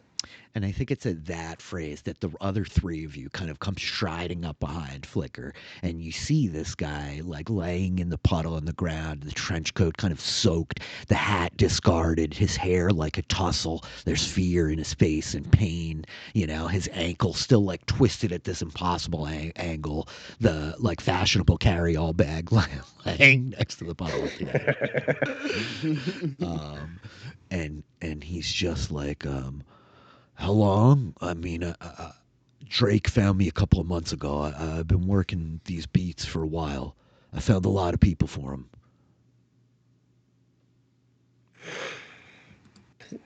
He's been watching us, she says as they kind of turn up. I wasn't watching you lot. I ain't never seen you before until you came up on that car crash. I was waiting for Nguyen to show up. I figured he'd be at the sushi place tonight. He's always lingering around here. I just was waiting for him. You were the private investigator I hired to find my wife and daughter. And you didn't find them, did you? Oh, son of a bitch, not you. Oh, not again. I told you, George. I told you if I saw you again, I'd kill you. Oh, please, I didn't know you were with her. Please, you don't need to hurt me. I started with, I don't know who you are. I don't know what you want. But if you're looking for a ransom, I can tell you I don't have any money. Which might have been the reason why you didn't find them, because technically I hadn't hired you to do it, but I told you I found you. And Liam draws his gun and points it at his head. Shall I do it? Please, no. Shall I do Oh, fucking please, crazy? please. I fell in love. I fell in love for the first time in my life. I got something to live for. There's somebody out there for me, buddy. Bang. I think he's like sobbing in hysterical tears. Fingers The are pain of slippy. like his broken ankle. Liam is like terrifying. I think he's like laying on the ground, like shaking. Like, please, I don't want to die. I don't know how I got mixed up in any of this. Whoa, hang on. Can't Liam put the gun down and stop shouting bang at people? Jesus, that's how you give people I'm heart fucking dead. attacks. I'll kill him. I'll kill him. I Hey, swear to God. calm down a minute. Eat your sashimi. Not you when you're hungry. Okay. Yeah. Okay, back in the bag I go. Round two, Alright. Liam. Round two. All right. I'm sorry about him. Look, we just want to know. We just want to know what's going on with this David. Why someone's had him killed. No one has to die today. No one else. You seen what's happened to David? You seen what he's gonna do to you? I saw. Yeah. I don't want nobody to get hurt, pal. I just am trying to do my job. I don't know who killed him. I saw the car come running around the corner. I knew it was his. I saw it crash. You lot are all poking around. I just was trying to get the information from my boss. I ain't killed no Who's one. your boss? Drake. His name's Drake. Drake. Would Drake want to kill him? I don't know. I don't ask questions. I don't get paid to ask questions of the boss. I get paid to answer his questions. What he does is that's for him. I mean, I don't know. He's kind of a fucked up guy. Fucked up enough to use poison? That's not really his style. What is his style? Oh man. Listen. You know that carnival out on the edge of town? It's been half abandoned for the better part of 20 years. I ain't never seen the place running. I grew up in this shithole city. He lingers out there. He builds contraptions and stuff. He's got some kind of investment in the place. I don't know. I always figured he's just looking to round up folks to kind of bring the circus back to town, you know, breathe some life back into it. A little bit of levity and joy in this dark, fucked up place. I don't know. I don't know anything more, man. Please, you don't need to kill me. How do we find Drake? Will he be there? At the not so fun house? He's I don't want to steer you wrong. You understand? I know I didn't do right by you. That whole situation with your wife, man. I'm sorry. I try to do a pretty good job, but he might be there. I mean, if you go there, I could give you his phone number. You could call him. I meet him out there. That's where I give him the dossiers. Yeah, I like making calls. Yeah. Give me his number. Yeah. Okay. Yeah. Sure. Sure. I just. Please. I'm going for my phone. Okay. I'm going for my phone. Please. All right. Please don't let him It's shoot okay. me. Don't let him shoot Go me. for your He phone. like he's reaching like so slowly into the car. He kind of takes the phone out and he's like, he like pushes a couple of things and he just like turns the screen around and points it to you. And I think you see like the contact info, Drake. 555-555-555-555. No. Great. Seems legit. I'll take it down.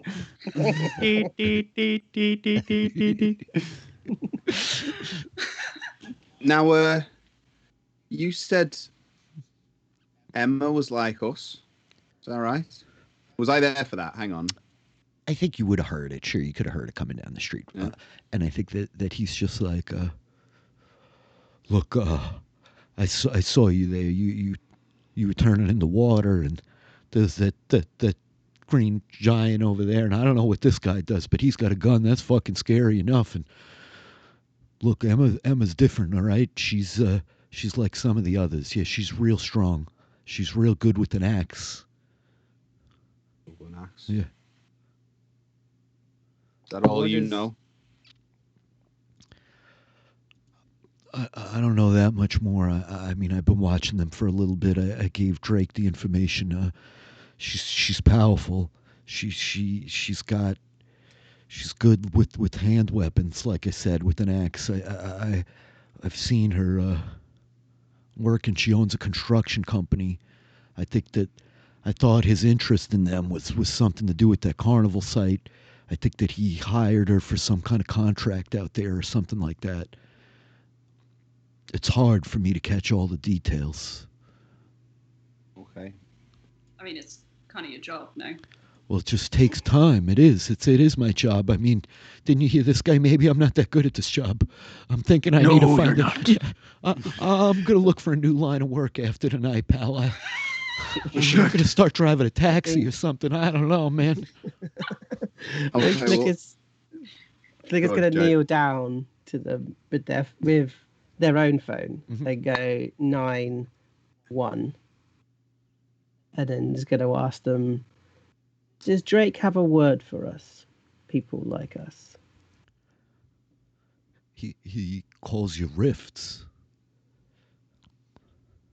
Said it's got something to do with something from the other side, that you're rifts, and well, these things are able to come through from wherever else they are, make themselves real here in this place.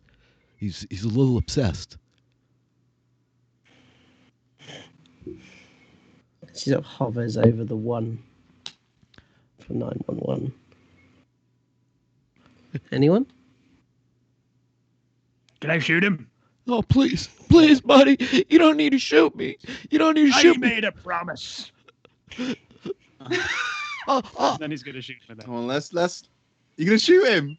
Yeah, in the head. Yeah. Oh, Sprinkled okay. rice over the top of his corpse. You see Liam like pull the gun. I mean, like the other three of you have a moment here. Is anybody going to do anything, or is Liam going to shoot him in the head? I'm gonna try and stop him. I get to roll. I get to kill him. I get to roll. So this is fantastic. This is not what I was expecting, but the deal here is the two of you essentially would be rolling go toe to toe, and essentially first you would roll take the risk to let's see who goes first, which one of you is going to act first. Where this is a situation where like as players you're kind of like vying against each other, right? So I say to Liam, what tags would you pull on to be able to act first here? Subconscious reactions. Oh yeah, that's the one. Yep, that's one. What else? Possibly premonitions as well. Yeah, if take seen, it. Yes. If we're seeing this happening. Yes. Gunslinger stunts. Yeah, That quick could be draw. like Yep. straight out quick draw. Yep. Rugged. That's definitely going to be applicable here, I think. I think rugged is a reach. I'm being liberal. That's really far reach. But I think that you've got the rest of them. Yeah. What about authoritative? There's a slight moment of wavering doubt in Tlatoc. I think that there's we can Reaction. take authoritative. There's like a decisiveness to your actions where there's like no hesitation, right? You like have already decided this dude's fate, and you're going to shoot him in the head. So sure. Yep. Right. I'm also going to put a weakness tag in of distrustful because I want to negate one of these things as well, and that's the reason why he's choosing to kill Love it. Mr. Private Investigator. Love it. So click your distrustful. I haven't been leaning in on the weakness tags because really what they're here for is advancement. This is a really beautiful part of this game, just like to sidebar for a minute, where in order to advance your characters, unlike our familiar D&D, where we like do things and earn experience, here we need to focus attention on your weaknesses. When you're like pushing up against the things that hold you back, you grow. So I want you to mark attention on that theme. Up at the top, there's like a couple of boxes for attention. Just put a click in one of them. You got one attention on your training because you're being distrustful. Okay. Oh, nice. Right. Okay, And cool. the idea is if you earn 3 attention, we get an improvement. And who knows, maybe these Great. characters will be back someday. To that end, let's have you roll take the risk, and then we're going to do the same thing with Tlatoc. Bow! Okay, boom, that's an 8. And so now let's shift over, Talik, we know what you need to beat while Liam is about to shoot this fellow in the head. What tags are you going to pull on to try to beat him?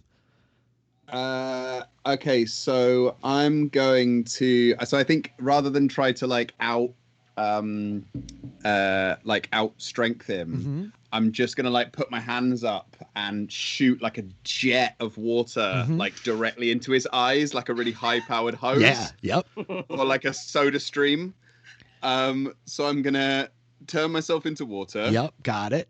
I'm gonna go with. I was gonna go with shadow and observe. Like, is it observing him, seeing him do this? Or is that more of a sneakiness? I think we could go with shadow and observe. There is the observe part of it is important here. And yeah, if we can get gunslinger tricks on this, I think that's fair.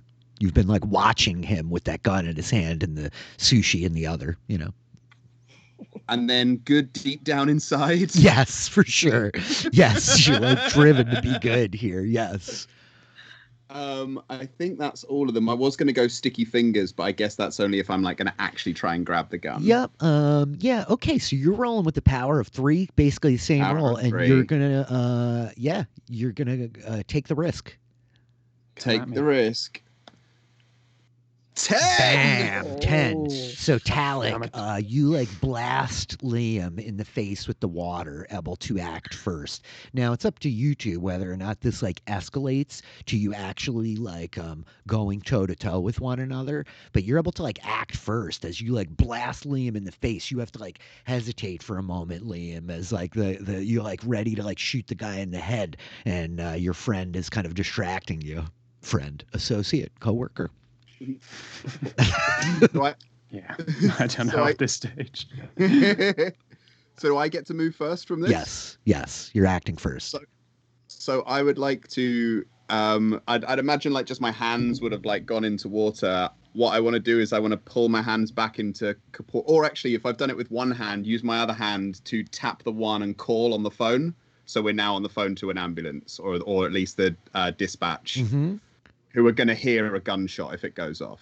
And so I think we hear beep, boop, boop, drrr, drrr, drrr, as Flicker's phone is ringing, water blasting in your face, Liam. And you hear the voice, hello, 911 operator, what's your emergency? And I just gesture to the private investigator and just mouth, ambulance. Help! Help me! My ankle's broken! Help me! I'm here all alone! All alone! I took a bad trip! I fell in a puddle in the alley. You're not alone! There's me here. This is the closest I've come to crying in months.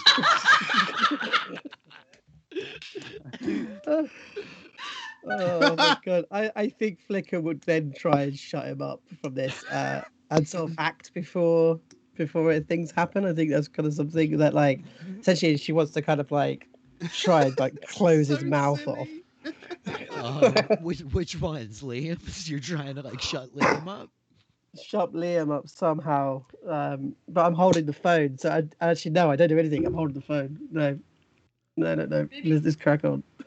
While this is going on, you've got Lilly, who's kind of been the whole time she's just been leaning against a wall, kind of texting while all this. She just kind of sighs and goes, oh, and then she sends Iron Hands to go and comfort the detective with a comforting hug. I'm also imagining that because of this jet stream that's still going in his face, all of that line was from Rob. Really have them credit in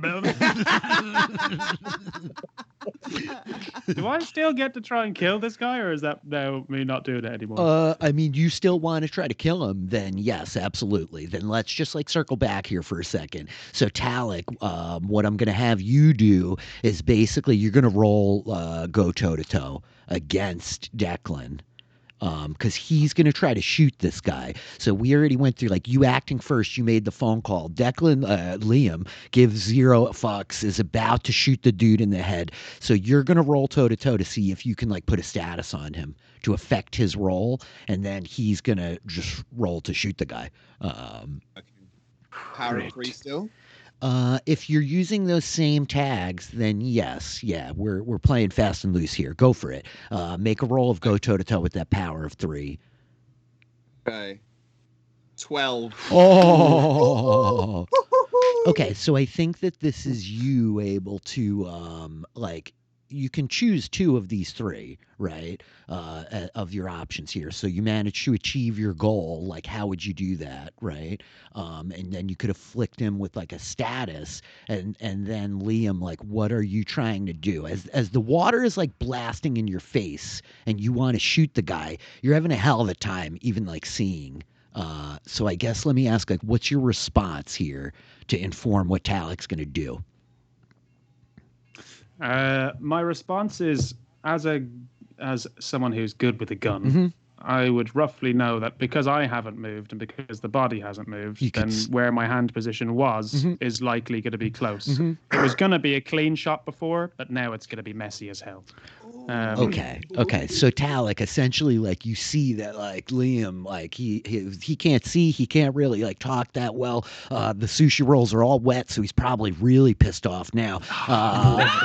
So which 2 of these things do you want to choose here? How do you want to go about this? I mean, can I take his gun off him? Sure. It says you can achieve your goal. I tell you what. So in terms of the status that I want to inflict, I want to do the thing. You know where you like drink and some water goes down the wrong way.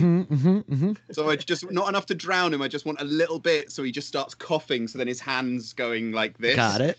Because he's like having a little cough, and then as he's More distracted, targets. I like it. I want to take his gun off him. Okay, so here's what happens to you, Liam. You get some water down the wrong pipe. I think you have a status of water down the wrong pipe 3. Which would basically be like a -3 to any of your rolls here in the moment to shoot the guy. And your first gun, I don't know how many guns you have. We know, like, you had 8, but it sold half. Your like laser pistol is like blasted out of your hand by the water. That was Tlatoc acting. You may still act, right? So what do you want to do here, Liam? Is the gun, like, you're like getting ready, but you start coughing, and then like bam, you feel the gun like blast out of your hand. What's your move? So I no longer have a pistol on me. Nope. It's on the ground, like knocked over, like behind you, right? Yep. Okay. He's got. I'm just gonna lunge for the guy on the floor, and just try strangling him to death. I'm covered in water now. Okay. I may shit myself in a few moments from the sushi.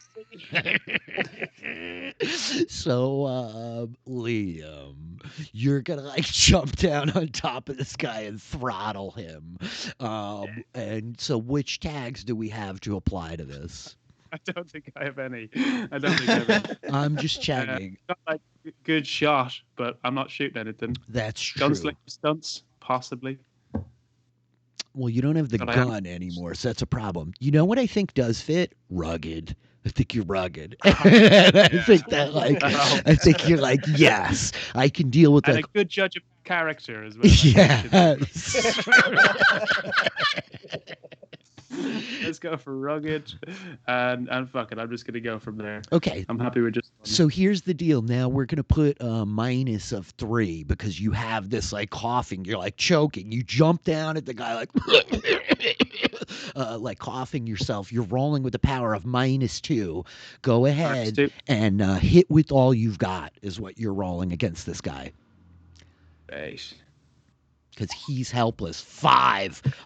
Yeah. It's a miss. Okay. I think that this is what happens. I think you jump on the detective and start like choking him. Tlacoc's been blasting you with the water. And I think that we hear a gunshot. Like a bad dog. Yeah. I think we see Liam like jump over the guy and kind of like smother him. And I think that then we just hear the crack, the retort of a gunshot as one of you is disarmed. But apparently this detective laying here on the ground had his gun. And so I think that you now, Liam, have the status of gut shot 2. as he shoots you in the stomach. And I think the other three of you see blood like spray out of Liam's back as this guy like puts a pistol to his belly and like fires straight up into the air. The phone is ringing. I think we hear the 911 operator like, sir, what's happening? Was that a gunshot? Where are you? What's your location? You know, what are the... I need an ambulance.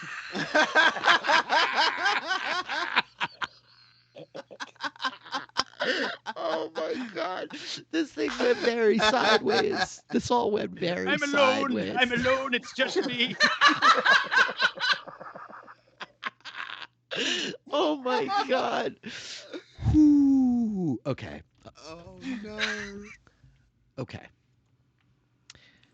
What are the rest of you doing?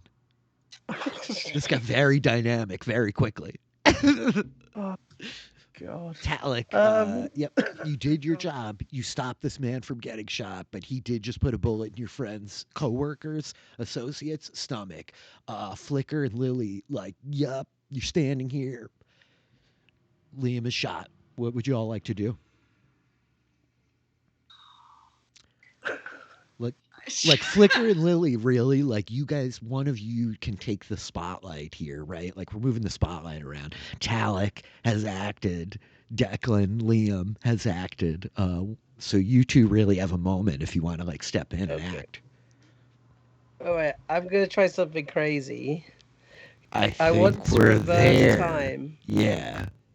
So as he leaps, jumps forward, he's kind of like shunted slightly so that he falls next to the guy rather than landing on the guy.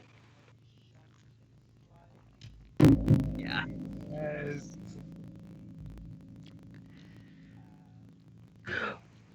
Oh, actually, no. Okay. No, this actually, is what I want to super do is go friggin' back to when I was rad. alone with him. Yes, you can and take totally his do gun this. off him then. So the move here is change the game. So I can choke him to death, you see?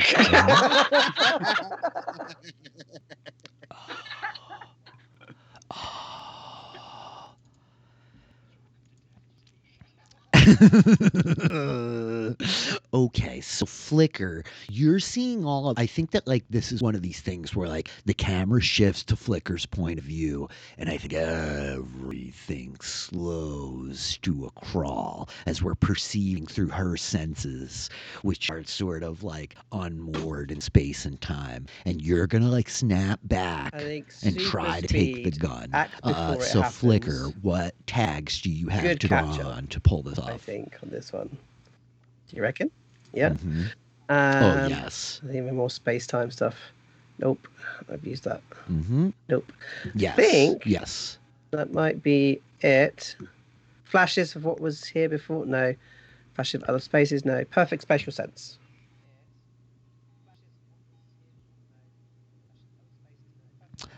I'm going to say flashes of what was here before, right? Like, even though you were here before, like, this happened before. And so you're going to see it before you go back to kind of, like, affect it, right? I think that's totally fair. So that's 1, 2, 3, 4. Okay, yeah, let's go for it. Cool. So you're rolling with the power of 4. You know what? I think I'm going to hit you with the weakness tag for the first time of time-space overload. I think, like, you're reaching back, right? Like, you're really going to try to make, like, a big move here. So I think we'll hit time-space overload as well. And we're going to mark attention on your time warping powers. So you're rolling with the power of 3, and you're going to change the game. Ooh, it's an 8. Okay, nice. Okay. An 8 is solid. This is like a soft hit, right? A mild success. So the deal is you've earned 3 juice. You can spend your juice to do things. Now, burn a power tag or a story tag, or give or reduce a status, like... So, and create a story tag. So create a story tag is like you getting the gun. Mm-hmm. You could create the story tag of like the detective's gun, right? And take it into your possession. Then you can send another juice to reduce the status of gut shot to your friend, right? He just got a gut shot of 2. So what I would think you're doing here, you're going to create a story tag of the detective's gun, which you now have, right? Yeah. And then you're going to burn the status off your friend because he never got shot because you took the gun. Yes. That's what I want to do. Does that make sense? Yeah, that's it. Okay. Yeah. And so, yeah, Flicker, like, everything kind of slows, and we see you, like, blink your eyes back to the moment when, like, you're alone and the silhouettes are coming up behind and everything's moving slow, and you reach down into his coat, and he's, like, fumbling and sputtering and bubbering, and you grab the gun, and it's so fast he doesn't even realize it's happened, right? So I'm just going to add to your sheet that you have this story tag of the gun. And then sort of like when she comes back, she's completely like drooling slightly and just sort of stood completely motionless as the rest of it kind of cracks on. But I don't think she hasn't stopped him from like getting on the guy. No, of course so not. I just want to make that really clear that I haven't stopped him from killing him. So reality has changed, right? Just to like reset what's happening here. Tlatoc is like blasting Liam in the face with water. He knocks his gun away. Flicker's still holding the phone with the 911 operator. Liam jumps onto the detective, right? The detective's like pushing, they're like wrestling. Liam's like choking at him, but like this guy's kind of like flailing him off, right? And so, Lily, is there anything you want to do here in this moment? For the second time, she's been forced to look up from her phone. Oh, shit. And Iron Hands is just going to reach over and pick up Liam like a baby off the detective. Just hold him in the air. Okay, awesome. So same deal. What do you have for power tags for Iron Hands here to grab Liam? I'm going with Strength of 1,000 Heck then. yeah. Energy body. Yeah, I think that's cool. Yeah. And at the same time, I want to try and calm him down a little bit. Mm-hmm. It's like, shh. Mm-hmm. So it's also a comforting embrace, like a baby in the air. Okay, I dig it. It's like, if you can't play nice. And also, Stretch, can I use indignant? Yeah, for sure. Indignant is like really interesting, but I think like you would be indignant. Why are these idiots mucking around getting you off your phone? You're indignant. Exactly. Yeah. I was live streaming. Come on, guys. I was live Oh, streaming this potential murder scene in a darkened alley. I love it. Okay, no. Guys, It was Lilly Snapchat. here. I know. It's like there's some dog ears going on. I think that's it. Okay, what I'm going to have you roll is you're going to go toe-to-toe because Liam's not, like, helpless. He's in a really, like, violent moment of rage. And so, like, despite Hans's power, go for it. You're gonna go toe-to-toe with the power of 4. 9. Nice. Mild success. So, you can manage to achieve your goal. And you can block, dodge, or counter anything that he's going to do. I'm going to ask you, Liam, as like you feel the hands of like the powerful giant like grabbing you to lift you from the air. What's your response, I guess? Because it's a comforting embrace, isn't it? That's one of the comforting embraces there. I think that taking it back to the fact that it's the first time he's been embraced in a long time, he feels cradled, and all of his rage, his definitely undeserved rage for this poor detective, fades, and he tucks himself into a small fetal position and says, she told me that I don't have a range of accents and I always do my own, but he wouldn't stay, and he sobs gently into the iron hands. While this is happening, could Iron Hands just go, "It's okay.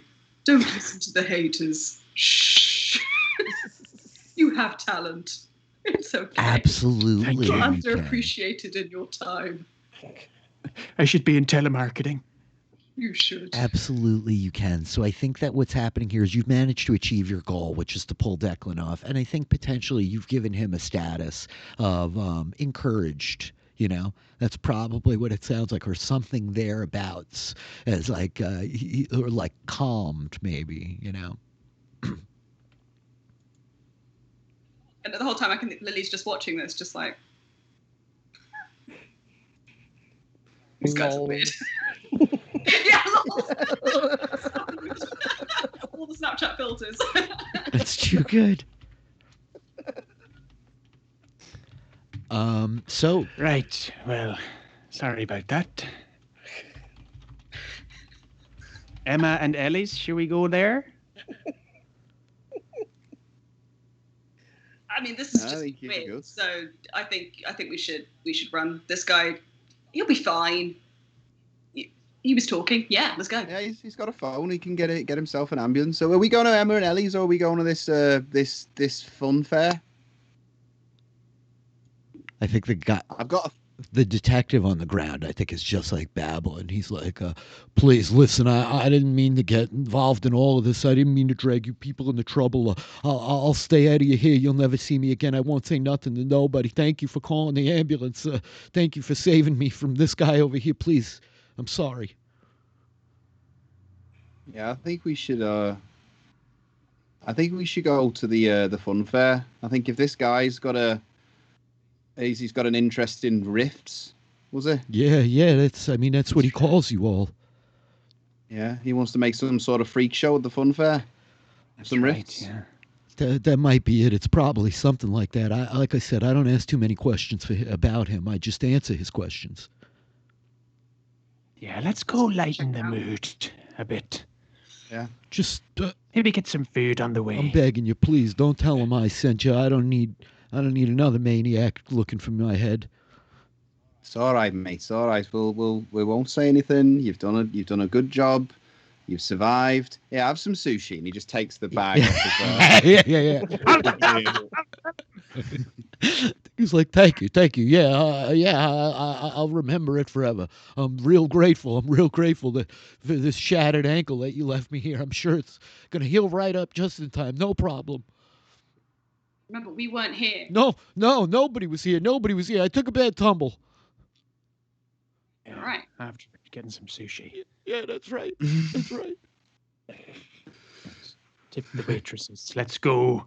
Yeah, we go to the fair. Okay, so I think that we see the four of you walking away. We just hear him mumbling to himself, like, never again. This guy's a fucking maniac. Oh my God, I can't believe it was him. And so, like, the lot of you, like, make it out back to the street. You're able to kind of, like, grab a cab across town. I don't know if there's a conversation there, Yeah.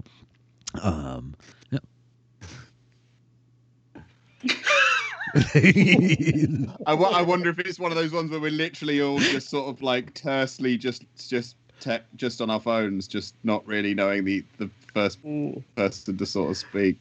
So do you like evaporate when it's hot, or? And your phone goes down, and it's just like just from text from me going, what the fuck? Oh gosh. I think it's me just kind of like chuckling away because I've got all these photos from the fight. Fantastic. And so the cab driver, like, completely paying no attention to the unassuming individuals in the car, takes you to kind of the edges of the city. I think you kind of drive through like the blue collar district and like the industrial district, and we're out on like the fringes. I think it's a rarity for any of you even to have like been out this far on the edges of town. The city of Neon here is a strange place, Everybody talks about leaving, but nobody really ever remembers any vacations or, people say that they moved here from elsewhere, but like nobody really knows where. But I think that as like the car like slows, the neon kind of having fallen away in the heart of the city behind us, the ambiance of this place is a much more like classic kind of noir mystique. I think this drizzle falls thin in the air, the wipers slowly kind of cascading across the windshield, the old rundown street lights flickering as they would, casting their kind of spotlight like halos down onto the street as the car like through a pothole and stops. And I think the taxi driver is like, I don't know what a lot of you are doing out here, but I mean, good luck. Have a nice night. This place, well, I just be careful. All sorts of unsavory types hanging out around here. You know what I mean? Cheers. Night all. Be safe. Good night. And the four of you get out in the car. Like I think like does the like 180 in the street. It like takes off. This dude wants out of here, And so the four of you like stand here. I think a breeze blows and like pushes the rain like sideways, kind of spattering your faces. And I think that we see the old fairgrounds tattered and beaten. The sign, the big kind of like arched entry sign around at the gateway with letters like hanging and twisted. And yeah, we see a bunch of small kind of booths, faded tents with kind of canvas fluttering in the wind, signs like hanging crooked and kind of broken like neon like lights like in the distance over near the Ferris wheel, which is sort of looming over everything. And the sign like hanging over the gate says the Lemnos Carnival. It's not a soul in sight. You don't see a person anywhere out here. This place has got pretty messed up since I was a kid. Do you want to turn on the rides? Can we do that? I don't know, but if we turn them on, I'm sure someone will come to them and then we'll find the person we're looking for. Sure. You want to go like look for somewhere to turn the rides on? Yeah. Okay. I want to be on a horse, going round in a circle. Reminds me of happier times. So I think that the four of you start making your way in, and you're like looking around a little bit, and I think that like ironically you see a sign for the carousel like off to your left, and you sort of like follow it. You cross around some booths, the Ferris wheel kind of looming over the skyline in the back, and I think as you're going, you see there is this sort of like squat cinder block building that's got like the corrugated metal door on it, and I think it's got this old rusted sign that just says control room on the doorway. Oh my god, dibs on all the buttons. Yes! And I just Damn it. get straight in there. I'll kill her. Queen of shotguns. So I think we see Lilly like dart over to the door, right? And the door, like you grab at it, it's probably like a little bit rusted or whatever, but Hans could easily like kind of force it open for you, right? Yeah. And so we see you like kick, but the superimposed image of like this massive incorporeal green giant, like, bang! We hear like, as the door like smashes in, rattling. And you like head in and you see there's like circuit boards and kind of panels, switches, the very kind of classic, like, the throw switches or whatever. Yeah. What are the rest of you doing, Flicker, Tlatoc? I think Flicker's still on the overload. So what she's seeing is like the 1950s version of this place. Yeah. Sort of like bum, bum, bum, and everyone's having fun, and then like the things are spinning around, and she sort of, all she can smell is like candy floss and candied apples. Yes. And that's kind of like she's just kind of watching, and she's kind of lost in this kind of 50s fairground. Fantastic. Tlatoc? Is there a tall how far away am I from like the tallest structure I can see? Yes. So the Ferris wheel is like not that far behind you. That's definitively the tallest structure of like the whole place. There is like a bandstand in front of it, right? There's like a stage if you wanted to just get up there. That's the next tallest thing that would be easy to get up on. What I'd want to do is, so the Ferris wheel is raining, Mm-hmm. right? So what I'm going to do is what I would like to try and do is scoot up through like the natural flow of the water that's going round the Ferris wheel to get to the very top, to then see if I can like see if there are any structures that look out of place, to Absolutely. see if there are any like. Yep. See if I can find this guy, basically. This is a thing that's also cool about City of Mist, right? When there's no stakes, there's no roll, right? So, like, you can just do this, right? You touch the edge of the thing and, like, your body flows into water. Then we just see, like, this thick conduit of water driving against gravity as suddenly, like, you kind of re-manifest in this top thing of the static Ferris wheel, right? The lights kind of glimmering, the Ferris wheel not moving. And I think as you're, like, scanning over the like, landscape around you, you're seeing the kind of carousel over here, some games over there. There's, like, a little kind of lazy, like, river ride over here. And you see a few of the tents look like they're very new compared to the old battered ones. But I think it's at this moment that we cut back to Liam, who just a few steps behind Lilly. She beat you into the control room, but I think that as you're like about to step in the door behind her, I think you hear a voice. Liam, help me, help. And you turn. It's your, Yes, I turned. it's your wife. She's like standing in front of the tent on the other side of like this little open area. And she's like, please, please, I'm being taken. And she's like pulled backwards. We just see the flaps of the tent. Daddy's coming. And I think like Undrawn Tlatoc and running. from the like top of the Legs Ferris wheel. 2 feet in front of the rest of the body. Like real cartoon run style. And just shooting, starting to shoot wildly away. So Tlatoc from the top of the Ferris wheel, you see Liam like running with the gun. You start shooting inside the control panel. Lilly, like you're like starting to flip switches. Are you trying to turn things on? Oh, sorry. Yeah. It's okay. I'm like jumping around. Yeah, no, at this point she was really, really excited, but she kind of knew that Liam wanted to go on some of the rides as well. So she pokes her head through the door and she's like, Liam, which one do you want to... Oh, yeah. You see him running and then you hear the gunshots, right? He's yelling. You're not sure what he's yelling at. And then she just has a moment, she sighs and she's like, there goes my potential father figure. Oh, God. Oh, God. She's kind of like, okay, fine. She's not going to get the quality time of going on a Ferris wheel. So she starts running I'll up. just lose you too.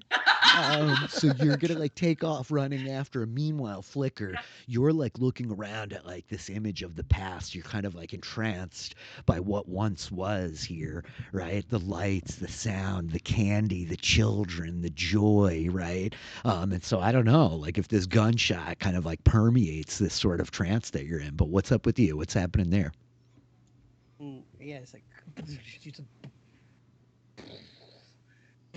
feeling sort of brings her back to time, and I think she'll see where he's running, and I think she'll just have to follow him, like have to run after him to see what he's going to be doing. Okay. Because he just can't control him, obviously. Okay. So she's just going to run after him and keep with him, keep up. Got it. Meanwhile, I think Tlatoc, as you're like up on the top of the Ferris wheel, I just want to check in with you before we like shift into the inside of the tent following Liam. What would you like to do? Like you see this, you see Liam running, you see Lilly like dart out of the control room after him, and Flicker seems like frozen for a bit, and suddenly like she like turns as the gunshots are going off and like looks at like following them as they're kind of darting into this tent. What would you like to do while you're surveying the landscape? Are they in? Is any one of our allies inside the tent yet? I think Liam has like burst through like the flaps. Lilly not far behind, and yeah, Flicker like, just coming to life. For now, I'm gonna hold fire here because I think I can be very useful from this height. So I'm gonna stand by, and what I'm gonna do is I'm gonna keep an eye on. You said there were more than one tent, like new tents, right? All right, so I'm gonna keep an eye on the other tents, and the second it seems like reinforcements are coming, I've got an idea. Okay. Got it. Love it. So we like smash from like the view above Tlatoc, kind of surveying all of this place, the rain, the wind kind of gusting around him. We like just zoom, the camera like races past you, like diving down in low and like whoo, up underneath the side of the tent flap where Liam, you like burst into the tent and the place is like filled with smoke all around you. There's like the bright lights, like the interrogation lights that might be like poised against someone, kind of like blinking, like looking, and you just hear your wife's voice like echoing through the place. Liam, help, they've got us, Liam, they've got all of us, Liam. Nora, get near the floor. I'm gonna start wildly shooting in random directions.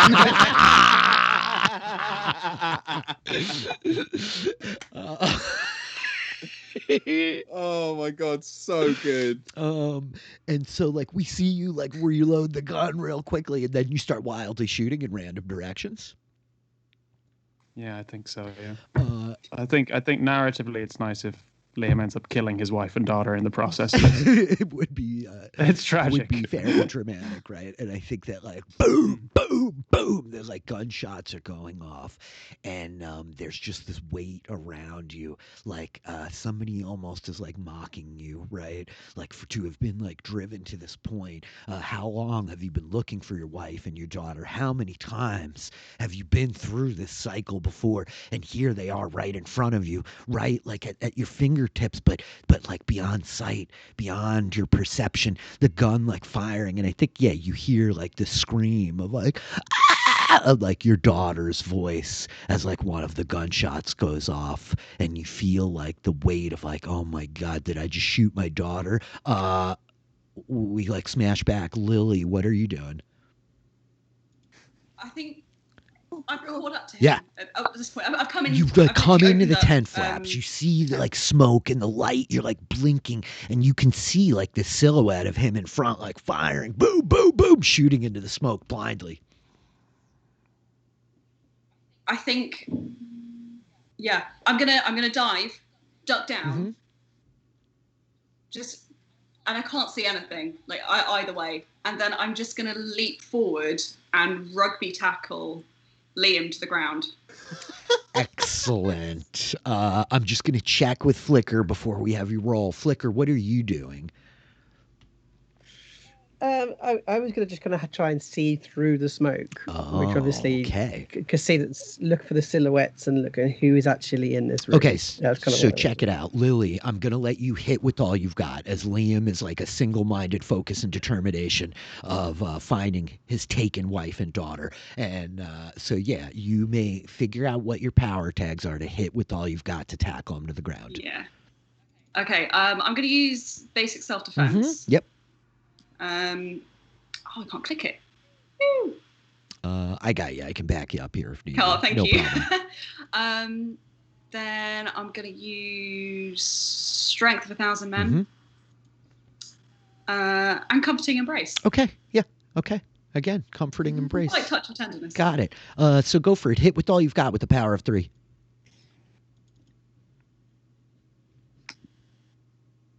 Let me know if the sheet's giving you trouble. Oh, you got it. Yes. Nice. Great success. Oh, yeah, so you can choose 2 out of these things. You're able to like kind of get what you want, obviously. Like you can tackle them. What do you want out of that? I'm trying to just suppress him at that point. I don't want him just wildly shooting everywhere. So yeah, I guess suppress would be the aim. Okay, so we're gonna say like you're able to like get him good, and you like hold his attention, right? You gain the upper hand, you get him good, and you're holding his attention as you Liam. You're like you feel the force of like Iron Hans and Lily kind of like hit you from behind, and you're just sort of like smothered in the weight of them. This like impregnable like kind of spiritual body, right? The gun like being like driven into the ground. I think your status is like immobilized one. You're being like held and frozen. And so like we shift to like Flicker. We snap over, and Flicker, you're like looking to like perceive what's going on. So I think you're going to make an investigate roll. Mhm. So I think I've only got one that works, which is perfect set space of your awareness, whatever it is. But I think that's all I got. So I think it's just a power of one. Okay, go for it. Investigate with the power of one. Oh, it's 8. Excellent. That's not bad. So, I am going to choose one of these other things. Your investigation exposes you to danger. The clues you get are fuzzy or incomplete. Whoever or whatever you're asking the questions can ask you a question as well. So, I think that I'm going to say your investigation exposes you to danger. And I'm going to say to you, what is the question you'd like to ask? You have one clue that you've earned, essentially. Is there anybody else in this room other than my 2 friends? No, there is nobody else here. Whatever has like got your friend's mind all twisted up is a complete like construct or figment of his imagination. It's not real. You're alone in here with your friends. There's light and there's fog and there's like sound, but there's no other people in this tent.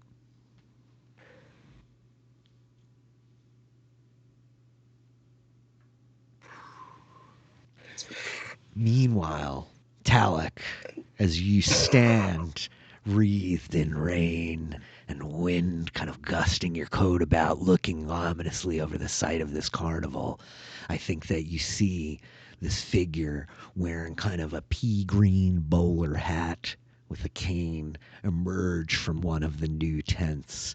And I think that they're looking down at like the glowing light of like a tablet type screen, like touching and moving things. And I think coming along behind them, you see 2 other figures. One looks like very tall and thin, seems to be in kind of like like maybe like a gymnast's leotard or something like that. And then there's another one, very sort of Laurel and Hardy, of like the tall, thin, like kind of gymnast. And then the other one is like this short, sort of rotund figure, feet slapping because they are clown shoes with like this twisted kind of like afro of like a rainbow wig. And I think you could see like the kind of the white face paint, and they're like walking towards the control room.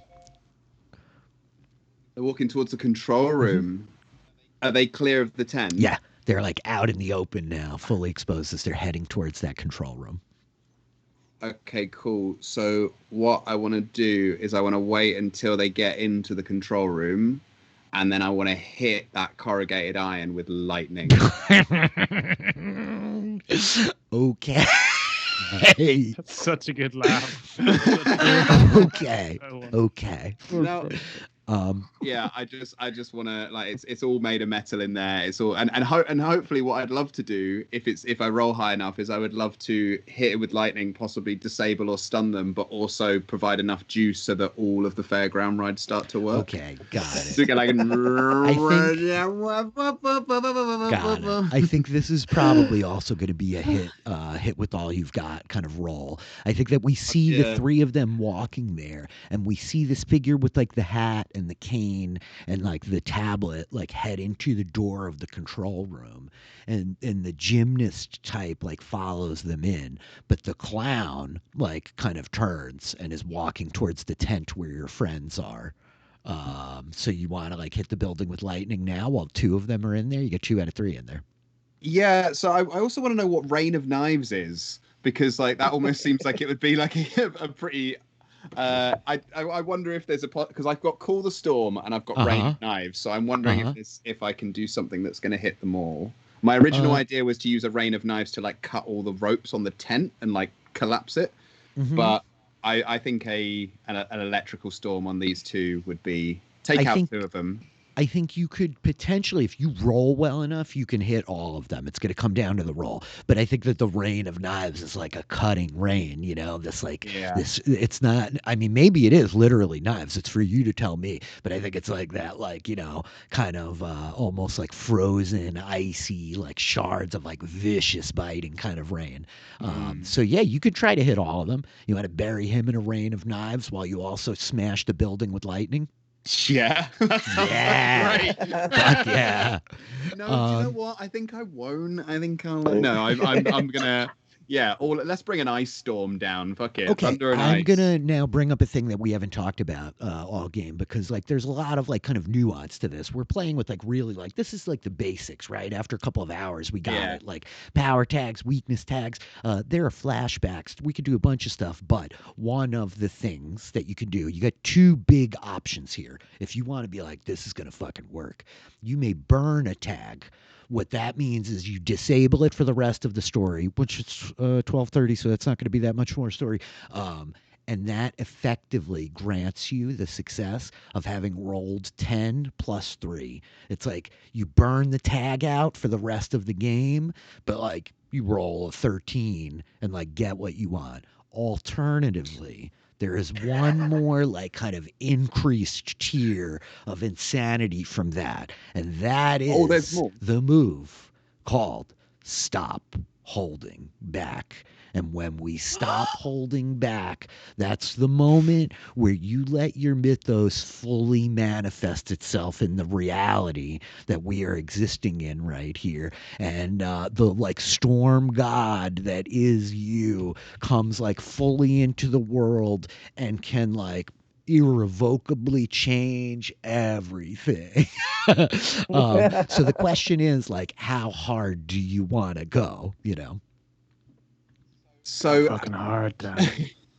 So hard. And I say this for like the sake of all the rest of you who are in this like fucked up tent with a weird clown coming after you in a second if this doesn't work, right? So yeah, so I think we have a moment where like Tlatoc sort of like thinks about back home when the circus came and how he was scared to death by a clown, by a little and large clown, and it sort of traumatized him as a child. And you just see like his eyes just go completely white, devoid of like Storm style from X-Men, starts to like lift up off the Ferris wheel as the clouds start to darken and the little shots of electricity start to come down.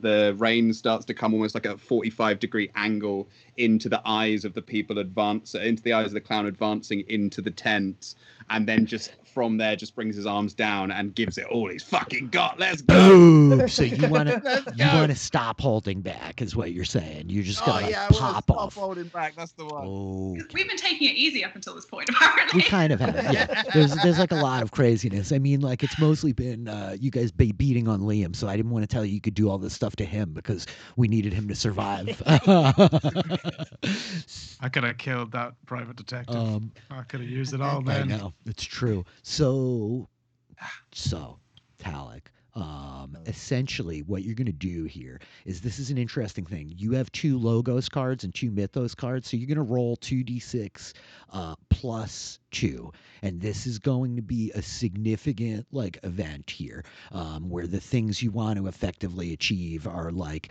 not world altering, not even city altering, but like really focused in this environment and these individuals, right? So basically I just want you to go to the top of your sheet. I want you to mark a power of 2, give yourself plus 2. Can I just type? Oh yeah, you could just roll 2d6 plus 2. Go for it. But do I type a 2 in the power box? Is that what? Yes, yep. Doesn't seem to want to do it. Okay, check it out. Just have you roll 2d6 plus 2. You could use the advanced dice roller, or you know what I mean, over on the left side. Yeah. So 9. 9. Sick. Okay. You float up into the air. The storm like coalesces around you, and you now are going to effectively you burn out the tags for the rest of the story here in your god of rain and lightning, right? Yeah. And now just tell me what you want to have happen, because it happens. Oh shit! All right. So this clown sort of is starting to walk really like big, bright, wide face as it's like stepping towards. And then it starts to like slow down a bit, like another sort of T1000 reference. It slows down as this like rain starts hitting them harder and harder, and the face paint starts to like draw from its face, and I imagine that there's probably some sort of horrendous scar underneath that clown's face, or like sort of scarring, sort of Joker scarring of the mouth that's been like exposed, hitting them harder and harder and harder until it's hail. And the hail gets larger and larger and starts to hit them in the eyes and the face. They start to bring their hands up. It starts to like break the skin as they get bigger and more jagged. And slowly, but so he starts to like encumber this clown as they start to collapse down onto the ground. I'm not imagining that this one's going to be killed, because I'm just imagining that this one's going to be disabled, and it's going to be a big enough noise that the other guys come out, because the other two are going to walk into the control booth, and as soon as whatever it is that they're going to do, and they're going to press, just this giant bolt of lightning just comes straight through a gap in the corrugated iron and hits the iPad, which then explodes back. And hits both of them, like the glass comes up, shatters into their eyes, which like dissipates the lightning just enough so that it like hits the control room, and then all of a sudden, just one after another, there's ding around the fair, ding, ding, lights, ding, ding, ding, ding, ding, ding, ding, ding, ding, ding, and just slowly but surely, in almost like a discordant minor key. Because it's all a bit broken, it all just starts to move around. These two are gone. Like these two in the control room are gone. They're just nuked. Okay, yeah. They are nuked. Okay. Yeah. I hope they were nice. I hope they weren't nice guys. Whereas like this other one basically looks like he's had what is that? Is it from Goodfellas? Like they've had the constant like shot with all the guns, where the guy gets shot by three or four different people with all the squibs, like that. But imagine they're BBs, so you've just got like loads of tiny little red holes. And he's like, I think that the three of you in the tent, okay, Lilly with Iron Hans is like tackled Liam to the ground. Flicker, you're like realizing like this is like all a show. This is an illusion. This is not real. And then I think suddenly you hear the rain pick up on the top of the tent canvas. Until I think that the canvas begins to like shred above you, and the smoke begins to dissipate, right? And you see that like it's all happening like so quickly. Flicker, like certainly you could like outpace this, but I think that the immensity of the moment as the tent is being like shredded by this rain of knives, Lilly Chow's form like protecting that of Declan on the ground, shielding him with the giant that is Iron Hans. I think that the lightning, the thunder, boom, right on top of it, right? Light like flashes through, and I think that as you hear the music outside like picking up, beginning to like crescendo, this discordant awakening of this dying place. Yeah. That's a bookend. I think that the fluorescent lights here in this like tent like blast out, and you blink for a moment, but like you're gaining some semblance of sight. You can see the tent flaps gusting open, the shredded holes in the top of the canopy. You all see Tlatoc like flying over the fairgrounds, and this clown like laying on the ground outside like. And so what would you like to do? I'd say Flicker probably first, as you are the quickling. Okay, so I can think she sees the suffering of this clown on the floor, and is going to pull the detective's gun and just raises it up and just boom. Boom! The gunshot goes off. I think that like the classic like Flicker POV, we see the like spiraling bullet like fade, right? As like there's just this spray of kind of viscera merged into the nightmarish kind of rain pummeling around you. Flicker standing outside the tent. Lilly, what would you like to do? Are we still getting rained on? Yeah, sort of a bit. In through the tent? A bit. Yeah. Okay. Oh gosh, this is so cool. Okay, she is going to.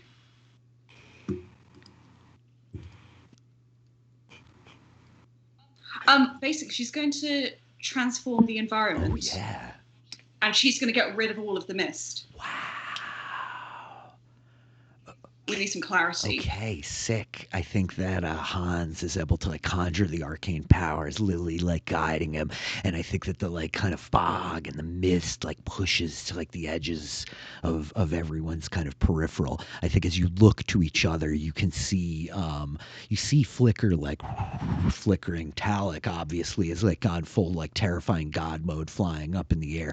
I think you look down to Declan Lestrange, and I think that there's like this color kind of washing over him, this like shifting, almost amorphous quality to him as he exists in this strange dream state. And so I say to you, Liam, Declan Lestrange, Neeson, what would you like to do?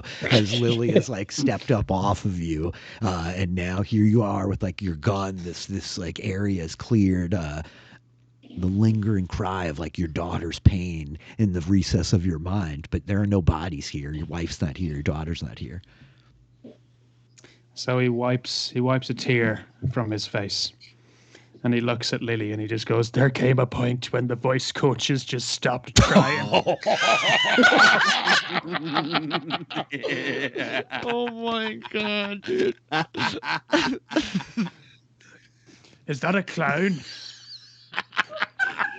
I think we should speak to him or her or whoever it is. Maybe it's my daughter. Running towards the You go running. It's like she gets all the attention. She's not even here. She kind of like trudges off after him. Unreal.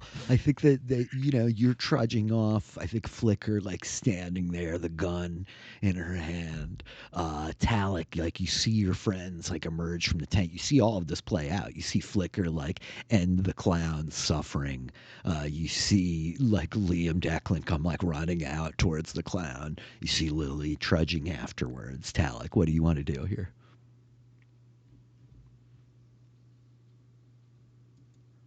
Tlatoc.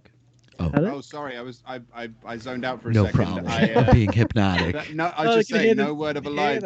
Fucking So thunder's going mad outside my room. Seeing that it's all sort of calming down, Tlatoc like drops into like a mist form and just like rides the raindrops down, almost like a pinball. And just sort of and lands just almost as in like a bottle that fills with sand, just like slowly just reforms into a form like right in front of Liam, and just looks at him and goes, "Yeah, sometimes when I do it, I get dry mouth, you know."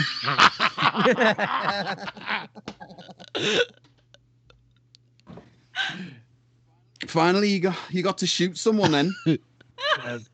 Well, no, I haven't actually done much this entire time. Well, that wasn't you. You didn't shoot the clown. I'm fairly useless. No, that wasn't me, neither. I do have a gun, but no. Right. Well. Well done on the storm. Oh yeah, I saw him coming for you, and I was like, you're sitting ducks in there, so I got a bit mad, and yeah, it's shit. And Talec's like genuinely a little bit terrified of what he's done. Like I think the god has kind of taken over for a second. Like, did I leave anything left? Can we check out the bodies or something, see if there's a clue, or did I just can destroy everything? Well, you kind of went a bit crazy. It's just like an understatement, and not to like make you feel bad about the situation, but the rides are on though. Yeah, the rides are on. Yeah. Let's put this whole mystery to bed and just go on the merry-go-round for an hour or two.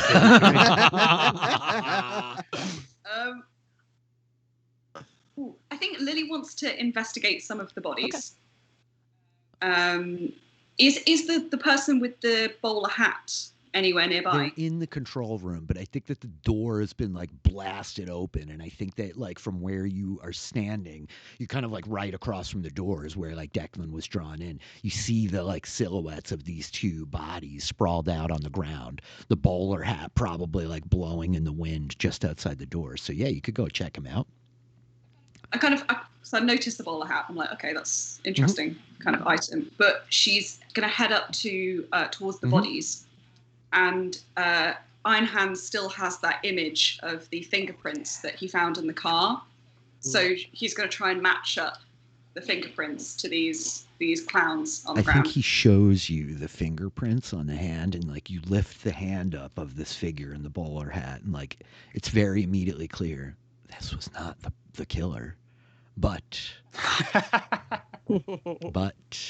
It's a lot of resources, guys. I think that like there you see shattered glass all over the place. The face of this person seems to be eviscerated, but I think that there's kind of like a folder, like one of the kind of like envelopes with the little like stringy tie like sprawled out next to him on the ground, and it's probably like ripped and a little bit torn with some papers coming out of it, and you see the picture of David's face there. And like if you pull out the rest of the sheet, you see what appears to be this kind of these bullet points of like King David ? Like giant spider ? Trap set, and then it proceeds to kind of go through this elaborate setup that appears to have been constructed to lure David into this place where he would be killed in excruciating fashion, and much like the same way that your friend here was lured into the tent across the street from you. Guys, I've got evidence. There's plans, there's murder plans, and this is elaborate. This is so cool, but this is elaborate, and then murder has happened. But so cool. Lilly, come and join us on the Dodgems. I mean, fair, yeah, I could read it on the Dodgems. That's cool, yeah. Just like flick through the folder, like. Oh, so elaborate. Oh, we're in some trouble. Okay. I think as you guys are going up, I think Flicker's still standing with the gun pointing at the dead body of the clown that she's just killed. And she's completely immobile, like shut down from what's going on.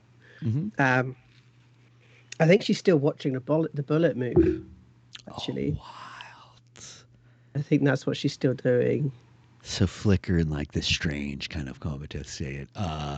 Liam, do you go to the merry-go-round? Yes, I do. So we see you.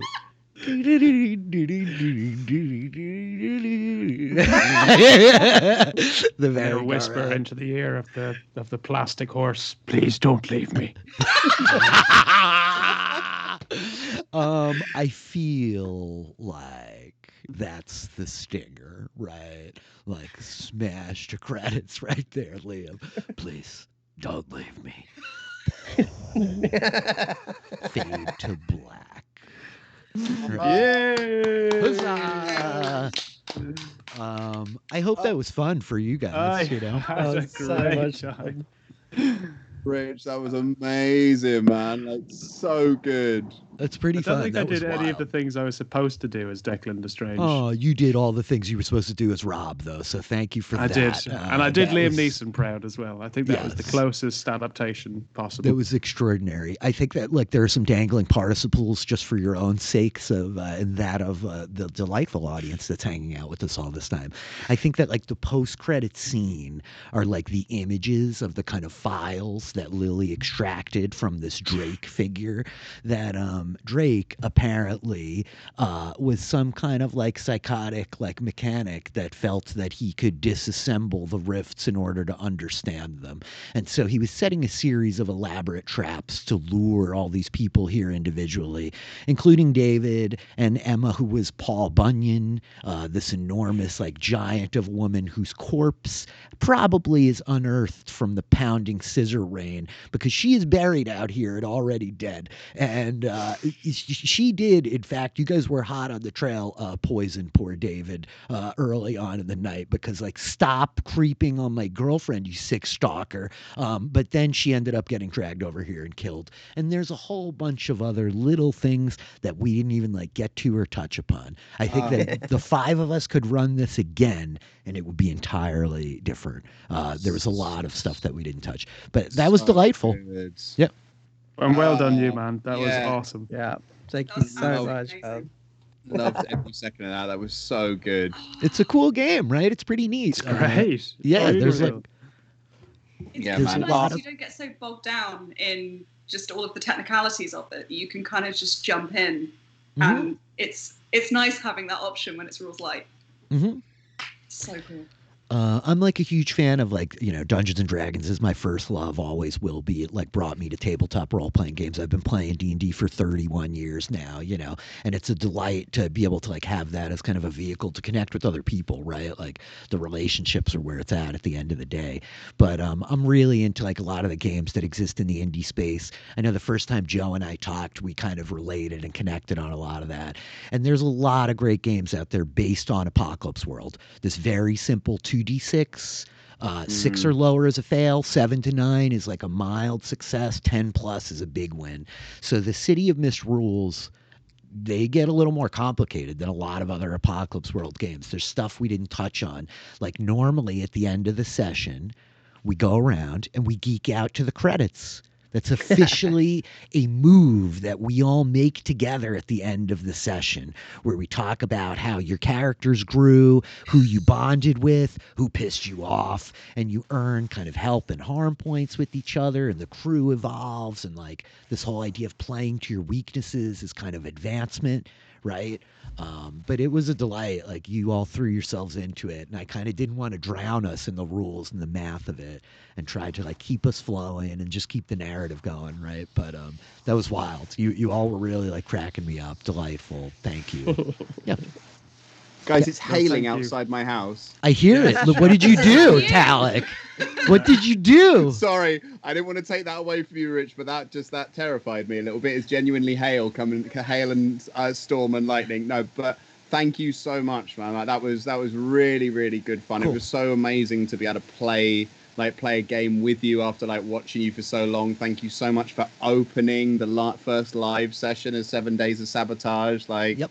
And yeah, when are we having you back? Remind me when you're back on this. Okay, so I'm back. When's your next session with us? Friday at 9 a.m. East Coast time, which is 2 p.m. for you guys, right? Mm-hmm. And we'll be playing a one-page RPG with even lighter rules than this. It's called The Witch is Dead. It's a beautiful little game. We'll throw the rules out there for folks, but the gist of it is that the players will be playing the tiny and adorable woodland animal familiars of a beautiful witch. But one day, a nasty fucking witch hunter came and killed her. So now, we've heard a rumor that if we rip out his fucking eyes and bring them back to her corpse, maybe she'll come back to life. And if not, well, at least he's dead. So that will be the game.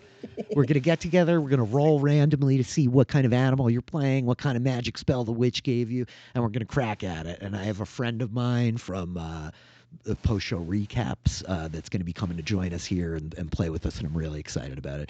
But I guess for my part, for anybody out there who's watching, I know a lot of my friends stopped by today. Thank you so much. Sub to these guys. Hang out with them all week. They're doing a lot of cool content. They're going to have a lot of cool people coming in running other games. For any of your folks who dug City of Mist, Twitch TV/DM Philly. Come hit me up. Give me a follow every Sunday night at 6 p.m. Eastern, which is, I guess, 11 for you guys. I run a game called Kings of Neon. I have an awesome cast of really talented, wonderful, like charming, clever people. And they are a group of people who are part of a book club at a local library, and they were all transformed together. They all awakened to their mists together. So some of the mists are still secret, but I can reveal so far. One of them is the Mothman. One of them is Durga, the Hindu goddess of destruction. And one of them is the One Ring of Power created by J.R.R. Tolkien themselves. And it's like been wild. The other two, a little bit mysterious. They'll be revealed. But yeah, come check that out. And then I will be live tonight, 9 p.m. Eastern, with my D&D game, Firelight Tales. We're playing out the adventure called The Titan's Heirs, which I have written and will be publishing sometime this summer on the DMs Guild. That's my hype train. Yeah. For anybody else out there that wants to hear more D&D stuff that I'm doing, post-show recaps, go sign up to their $10 a month Patreon. I'm managing a 70-person sprawling West Marches D&D game in there. It's extraordinary. A lot of the folks who are hanging out with you here today come from that space, so I just want to acknowledge them and say, I love you guys. Thank you for backing up me and backing up my friends. That's it. Yeah. That's all I got. Thank you so much to all the DM Philly crew who came and joined. It was such a huge sudden swarm of people right at the start. It was incredible. Thank you for following. Thank you for all your lovely subs and everything like that. We're almost straight away going to be into another game. We're starting at 7 with our normal Dragon Heist game. If you want to stick around for even more nerding out, that's where we're going to be. Tony, where are we going to see you next? You're going to see me next Wednesday evening. So that's going to be 10 p.m. BST. Mm-hmm. And we're going to be playing some Savage Worlds City of Sin. Ooh. I'm so excited. Yeah. I absolutely cannot wait. Cannot wait. I've seen a little glimpse of the character art and I'm just Yeah, well, that's with Zach's big wave as well, isn't it? So that's going to be amazing. Yeah, no, he's a lovely, lovely guy. It's just been great chatting to him, actually, preparing for the game. Yeah. Oh, and Fizzlekins, who's just jumped on here, will also be joining myself and Tony on that. That's going to be the day that I'm doing 3 sessions in a row. Might die by the end of that session. But yeah, just one last thing from me before I throw it back to you, man. We did a very special thing in our last episode where we did a percentage off for points scored in a round discount in our merch store. So we've got 27% off in our merch store at the moment. You can get something like this. This is our Baxter Bakelite t-shirts from our 2-shot that was done by Rob. We got the Castellantas Institute for Unfortunate Children class of nearly 9. There's a bunch of different stuff on there. We're getting branded laser tag guns. Yes, yes. Take my money. Yeah, all of the proceeds will go to a very special cause, which we will explain on the Dragon Heist episode. I'm sorry, Rob, it's not the branded guns. I'm afraid it's. Do you know what? I'm going to do it now. We're planning an in real life shot in person opening credits for our next game. We've got a bunch of different creatives on board. We're going to shoot it. Everyone's going to be in costume. We're going to be fighting. We're going to have all the prosthetics on our face and stuff like that. So we're raising money for that. So all the stuff that we've done today, all the gift subs and all the follows and everything like that, is all going towards that. So thank you so much, guys. And thank you, Philly, for being an incredible storyteller, for sticking with us, for getting up at the crack of dawn. Your turn and our time and doing it again. I would do it anytime. It's really a pleasure. It was wonderful meeting all of you. I really hope you had fun. And I look forward to being back at the end of the week. We're going to have a good time. If you all dig this and we want to come back to it sometime, I'd love to. These were fun characters and you guys were great. This was delightful. So you got my number. Yeah, I'm excited. Cool. That mean I can give you a call? Please. Please do. I'll be waiting. All right. Is that it? Is that all? Do we say farewell? We say farewell. Farewell, friends. Goodbye. Farewell. Big love. We'll be back.